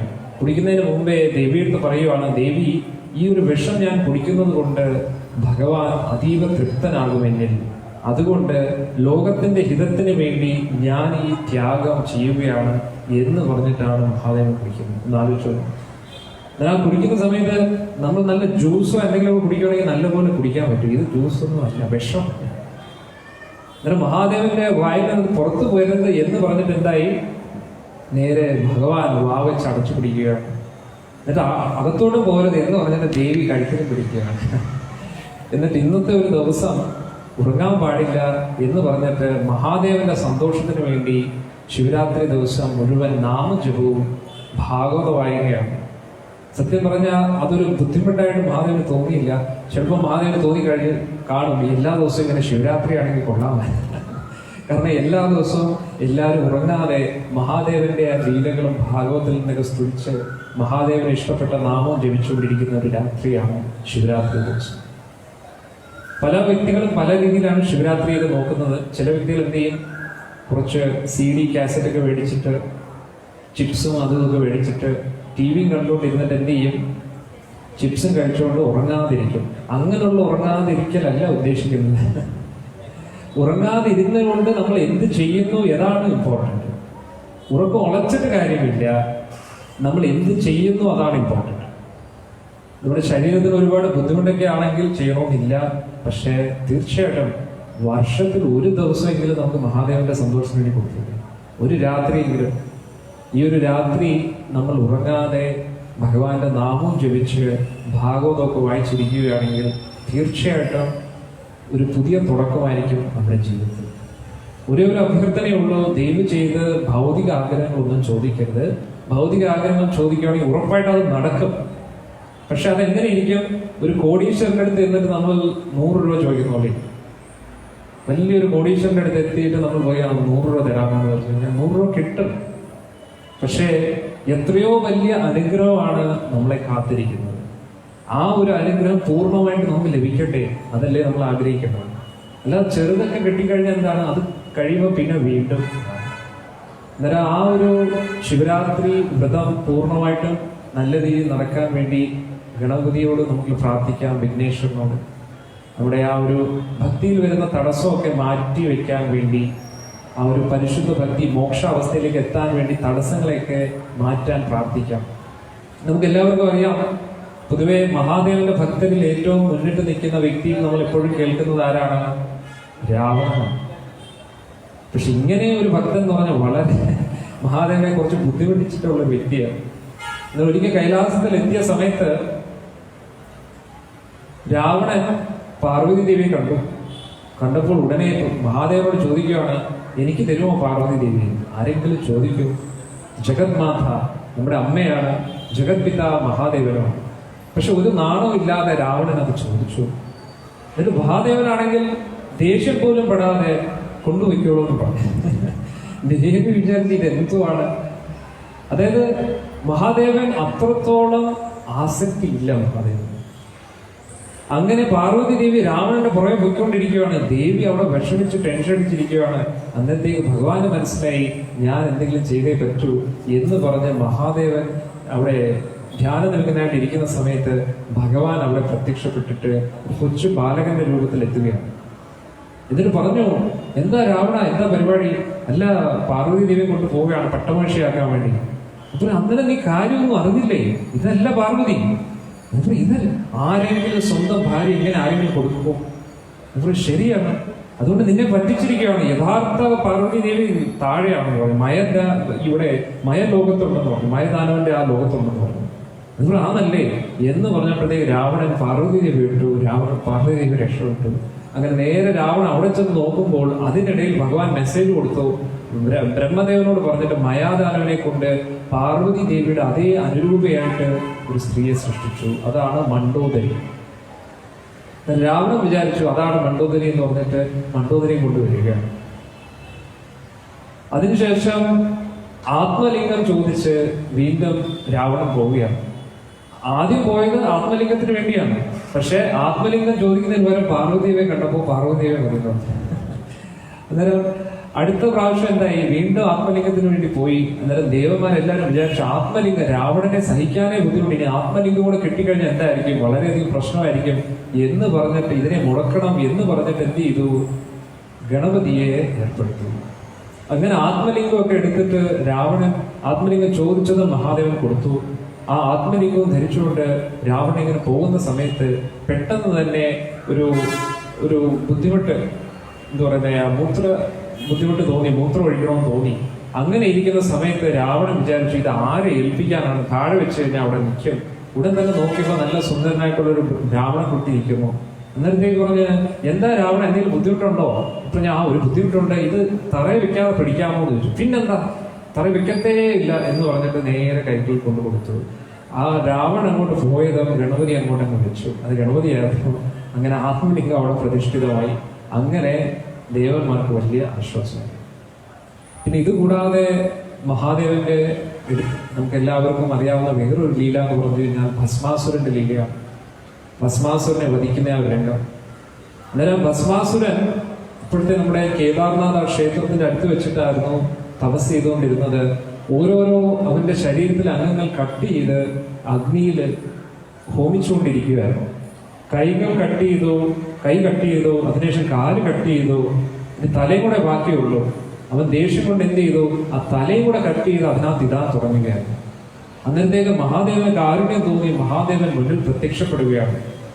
അന്നേരം മഹാദേവൻ പ്രത്യക്ഷപ്പെട്ടിട്ട് പറഞ്ഞു, എന്താണ് ഇങ്ങനെയൊരു തപസ് ചെയ്യേണ്ട വല്ല ആവശ്യമുണ്ടോ? സ്വന്തം ശരീരത്തെ ഇത്രയും ദ്രോഹിക്കേണ്ട ആവശ്യമുണ്ടോ എന്നൊക്കെ പറഞ്ഞ് നിനക്ക് എന്ത് ആഗ്രഹമാണുള്ളതെന്ന് പറഞ്ഞപ്പോൾ അതിനു മുമ്പായിട്ട് തന്നെ ആ തല ഇറങ്ങുന്നത് തടയാൻ വേണ്ടി മഹാദേവൻ ഒന്ന് സ്പർശിച്ച ഉടൻ തന്നെ അവന്റെ ശരീര അംഗഭാഗങ്ങളൊക്കെ തിരിച്ചുവിട്ടു. അന്നത്തെ ഉടൻ തന്നെ ആ ഒരു മഹാദേവനോട് സംസാരിക്കുകയാണ് ഭസ്മാസുരൻ. അവൻ പറഞ്ഞു, ഞാൻ ആരെ തൊടുന്നോ അവർ ഉടൻ തന്നെ ഭസ്മമായി പോകണം എന്ന് പറഞ്ഞു. ഉടൻ തന്നെ മഹാദേവൻ അത് കേട്ട ഉടനെ മഹാദേവന് മനസ്സിലായി, ഇവൻ തീർച്ചയായിട്ടും ദ്രോഹിക്കാൻ വേണ്ടി തന്നെയാണ്. പക്ഷെ എന്നിട്ടും മഹാദേവൻ കരുണാകരനായതുകൊണ്ട് എന്ത് ചെയ്തു? ഒട്ടും ആലോചിക്കാതെ തന്നെ ഉടൻ തന്നെ അംഗീകരിച്ചു കൊടുത്തു, അനുഗ്രഹിച്ചു. തഥാസ്തു എന്ന് പറഞ്ഞു. ഉടൻ തന്നെ പറയുന്നു ആ ഭസ്മാസുരൻ, ഞാൻ പരീക്ഷിച്ചു നോക്കട്ടെ എന്ന് പറഞ്ഞ് മഹാദേവനെ തന്നെ തൊടാൻ നോക്കുകയാണ്. മഹാദേവൻ ഓടി, 14 ലോകങ്ങളിൽ ഓടി. അവസാനം ഭഗവാന്റെ ബുദ്ധിമുട്ട് കണ്ടിട്ട് സാക്ഷാൽ നാരായണൻ തന്നെ വേഷം മാറുകയാണ് വീണ്ടും. അതാണ് നമുക്ക് മനസ്സിലാക്കേണ്ടത്. ഭഗവാൻ നാരായണനും മഹാദേവനുമായിട്ട് എപ്പോഴും ഒരു മൈത്രി ഭാവമാണ്. തമ്മി എപ്പോഴും ഒരു സന്തോഷ നിമിഷങ്ങളാണ്. അതാണ് നമുക്ക് ഭാഗവത്തിലും എല്ലാം വായിച്ചു നോക്കുമ്പോൾ നമുക്ക് മനസ്സിലാവും. അന്നേരം അങ്ങനെ ഒരു പ്രശ്നം വന്നപ്പോൾ നേരെ മഹാദേവനെ രക്ഷിക്കാനായിട്ട് ഭഗവാൻ അവിടെ ഒരു ബ്രാഹ്മണ കുട്ടിയുടെ വേഷത്തിൽ അവിടെ നിൽക്കുകയാണ്. ആ സമയത്ത് ശകുനിയുടെ പുത്രനാണ്. ശകുനി എന്ന് പറഞ്ഞാൽ മഹാഭാരതത്തിലെ ശകുനിയല്ല, ഈ ഭസ്മാസുരന്റെ അച്ഛന്റെ പേരും ശാകുനേയൻ എന്നാണ്. അന്നേരം ഈ ശാകുനേയ എന്ന് പറഞ്ഞപ്പോൾ ഉടനെ അസുരൻ വിചാരിച്ചു, എന്റെ അച്ഛനെ അറിയാവുന്ന ആരോ ആണ് വിളിച്ചിരിക്കുന്നത്. ഭഗവാൻ ബുദ്ധിപരമായിട്ട് ആ ഒരു ബന്ധം സ്ഥാപിച്ചെടുത്തു. എന്നിട്ട് പറഞ്ഞു, എന്താണ് പരിപാടി? നല്ല ഓട്ടത്തിലാണല്ലോ, തളർന്നു കാണുമല്ലോ, കുറച്ച് റെസ്റ്റ് എടുത്തിട്ട് പോവാം എന്നൊക്കെ പറഞ്ഞു. നേരത്തേക്ക് പറഞ്ഞു, ഇങ്ങനൊരു സംഭവം ഉണ്ടായി. രാവണൻ ഈ ഭഗവാൻ മഹാദേവൻ ഇങ്ങനെ ഒരു വരം തന്നിട്ടുണ്ട്, അത് ടെസ്റ്റ് ചെയ്യാൻ വേണ്ടി ഞാൻ ഓടുവാണ്. അതുപോലെ നിനക്കത് അറിഞ്ഞൂടെ? മഹാദേവൻ ഇപ്പോ വലിയ തപസ്സോ തപോബലോ ഇതൊന്നും ഇല്ല. വെറുതെ നേരെ പോക്കിന് വേണ്ടി ഓരോ കാര്യങ്ങൾ ഇങ്ങനെ പറഞ്ഞുകൊണ്ടിരിക്കുകയാണ്. വേണം സംശയമുണ്ടെങ്കിൽ നീ തന്നെ നിന്റെ തലയിലും തൊട്ടു നോക്കും. തലയിൽ തൊട്ടു നോക്കിൽ നീ മരിച്ചില്ലെങ്കിൽ എന്താണ് എന്റെ അർത്ഥം? കള്ളം പറഞ്ഞെന്ന് മനസ്സിലായി. ഉടൻ തന്നെ നീ വധിച്ചോളൂ. ഇങ്ങനെ കള്ളം പറഞ്ഞ് നടക്കുന്ന ആള് ജീവിച്ചിരിക്കാൻ പാടില്ല എന്നൊക്കെ പറഞ്ഞ് ഫലിപ്പിച്ചു എന്നുള്ളത്. അത് കേട്ടപ്പോ അവ അറിയാതെ വിശ്വസിച്ച് എന്ത് ചെയ്തു? തലയിൽ തൊട്ടു. ഉടൻ തന്നെ ഭസ്മമായി. എന്നിട്ട് ആ ഒരു ശ്രീമദ് ഭാഗവത്തിൽ പറയുന്നുണ്ട്, ആരൊക്കെയാണോ അങ്ങയോട് ദേഷ്യം ദ്വേഷമൊക്കെ വെക്കുന്നത് അവരുടെ അന്ത്യം ഇങ്ങനെ തന്നെയായിരിക്കും എന്നാണ് ഭഗവാനോട് പറയുന്നത്. അതുകൊണ്ട് ഇന്ന് ശിവരാത്രി ദിവസം നമുക്ക് എല്ലാവർക്കും മമ്മിയൂർ മഹാദേവന്റെ തൃപ്പാദങ്ങളിൽ നമസ്കരിക്കാം, പ്രാർത്ഥിക്കാം. നമ്മുടെ യഥാർത്ഥത്തിൽ നമ്മുടെ ജീവിതത്തിൽ നമുക്ക് എന്താണോ നല്ലത് അത് അദ്ദേഹത്തിനല്ലേ അറിയത്തുള്ളൂ, അല്ലേ? കൊച്ചുകുട്ടികൾ വന്ന് അച്ഛൻ്റെ അമ്മയോട് പറയാം, അച്ഛാ അമ്മ എനിക്ക് ഇത് വേണം അത് വേണം, അല്ലേ? പുറത്ത് ഇറങ്ങുമ്പോഴത്തേക്ക് എല്ലാം വേണം. സത്യം പറഞ്ഞാൽ കൊച്ചുകുട്ടികൾ ചെറിയ കളിപ്പാട്ടങ്ങൾ വെച്ച് കളിക്കുന്നു, വലിയ ആൾക്കാർ എന്ത് ചെയ്യുന്നു? വലിയ കളിപ്പാട്ടങ്ങൾ വെച്ച് കളിക്കുന്നു. നമ്മൾ ചെറിയ ചെറിയ കാര്യങ്ങൾ, ചെറിയ ടോയ്സ് വെച്ചിട്ടാണ്. വലിയ ആൾക്കാർ എന്താണ്? വലിയ വണ്ടി, വലിയ ബിൽഡിംഗ്. പക്ഷേ ഭഗവാന്റെ നോട്ടത്തിൽ രണ്ടും കളിയാണ്. നമ്മുടെ കളി മാറി യഥാർത്ഥ ജീവിതത്തിലേക്ക് നമ്മൾ ഇതുവരെ വന്നിട്ടില്ല. ഒരു ജന്മം കഴിഞ്ഞ് അടുത്ത ജന്മം ഇങ്ങനെ ഒന്നിന്റെ പുറകെ ജന്മങ്ങൾ എടുത്തുകൊണ്ടിരിക്കുകയാണ്. അതുകൊണ്ട് ഈ കളിയൊക്കെ മാറി യഥാർത്ഥ ജീവിതത്തിലേക്ക് തിരിച്ചെത്താൻ വേണ്ടി മഹാദേവൻ അനുഗ്രഹിക്കട്ടെ എന്ന് പ്രാർത്ഥിക്കുക. നിങ്ങൾ പ്രാർത്ഥിച്ചു നോക്കൂ. തീർച്ചയായിട്ടും ഇപ്പോൾ നിങ്ങൾ അനുഭവിച്ചുകൊണ്ടിരിക്കുന്ന ബുദ്ധിമുട്ടൊക്കെ നിഷ്പ്രയാസം സോൾവ് ആകുന്ന രീതിയിൽ നിങ്ങൾക്ക് മനസ്സിലാവും. അതുകൊണ്ട് നമുക്ക് എല്ലാവർക്കും ഒന്നിച്ച് മഹാദേവന്റെ തൃപ്പാദങ്ങളിൽ നമസ്കരിക്കാം, പ്രാർത്ഥിക്കാം. നമ്മുടെ ജീവിതത്തിൽ എന്താണോ നല്ലത്, ശ്രേയസ്കരം, അത് അദ്ദേഹത്തിൻ്റെ മനസ്സിലാക്കി ആദി ഗുരുവായിട്ടുള്ള, ജഗത് ഗുരുവായിട്ടുള്ള, ആദിയോഗിയായിട്ടുള്ള ആ മഹാദേവന്റെ കൃപാകടാക്ഷത്തോടു കൂടി നമുക്ക് എന്താണോ നല്ലത് ആ ഒരു മാർഗത്തിലേക്ക് മഹാദേവൻ നമ്മളെ നയിക്കട്ടെ എന്ന് നമുക്ക് പ്രാർത്ഥിക്കാം. ഇത് വന്ന എല്ലാ ഭക്തജനങ്ങൾക്കും എൻ്റെ വിനീതമായിട്ടുള്ള നമസ്കാരം. എല്ലാവർക്കും മമ്മിയൂർ മഹാദേവന്റെ അനുഗ്രഹം ലഭിക്കട്ടെ എന്ന് പ്രാർത്ഥിക്കുന്നു. ശ്രീമദ് ഭാഗവതം की जय, श्री भगवान की जय, निताई गौर प्रेमानंदे हरि हरि।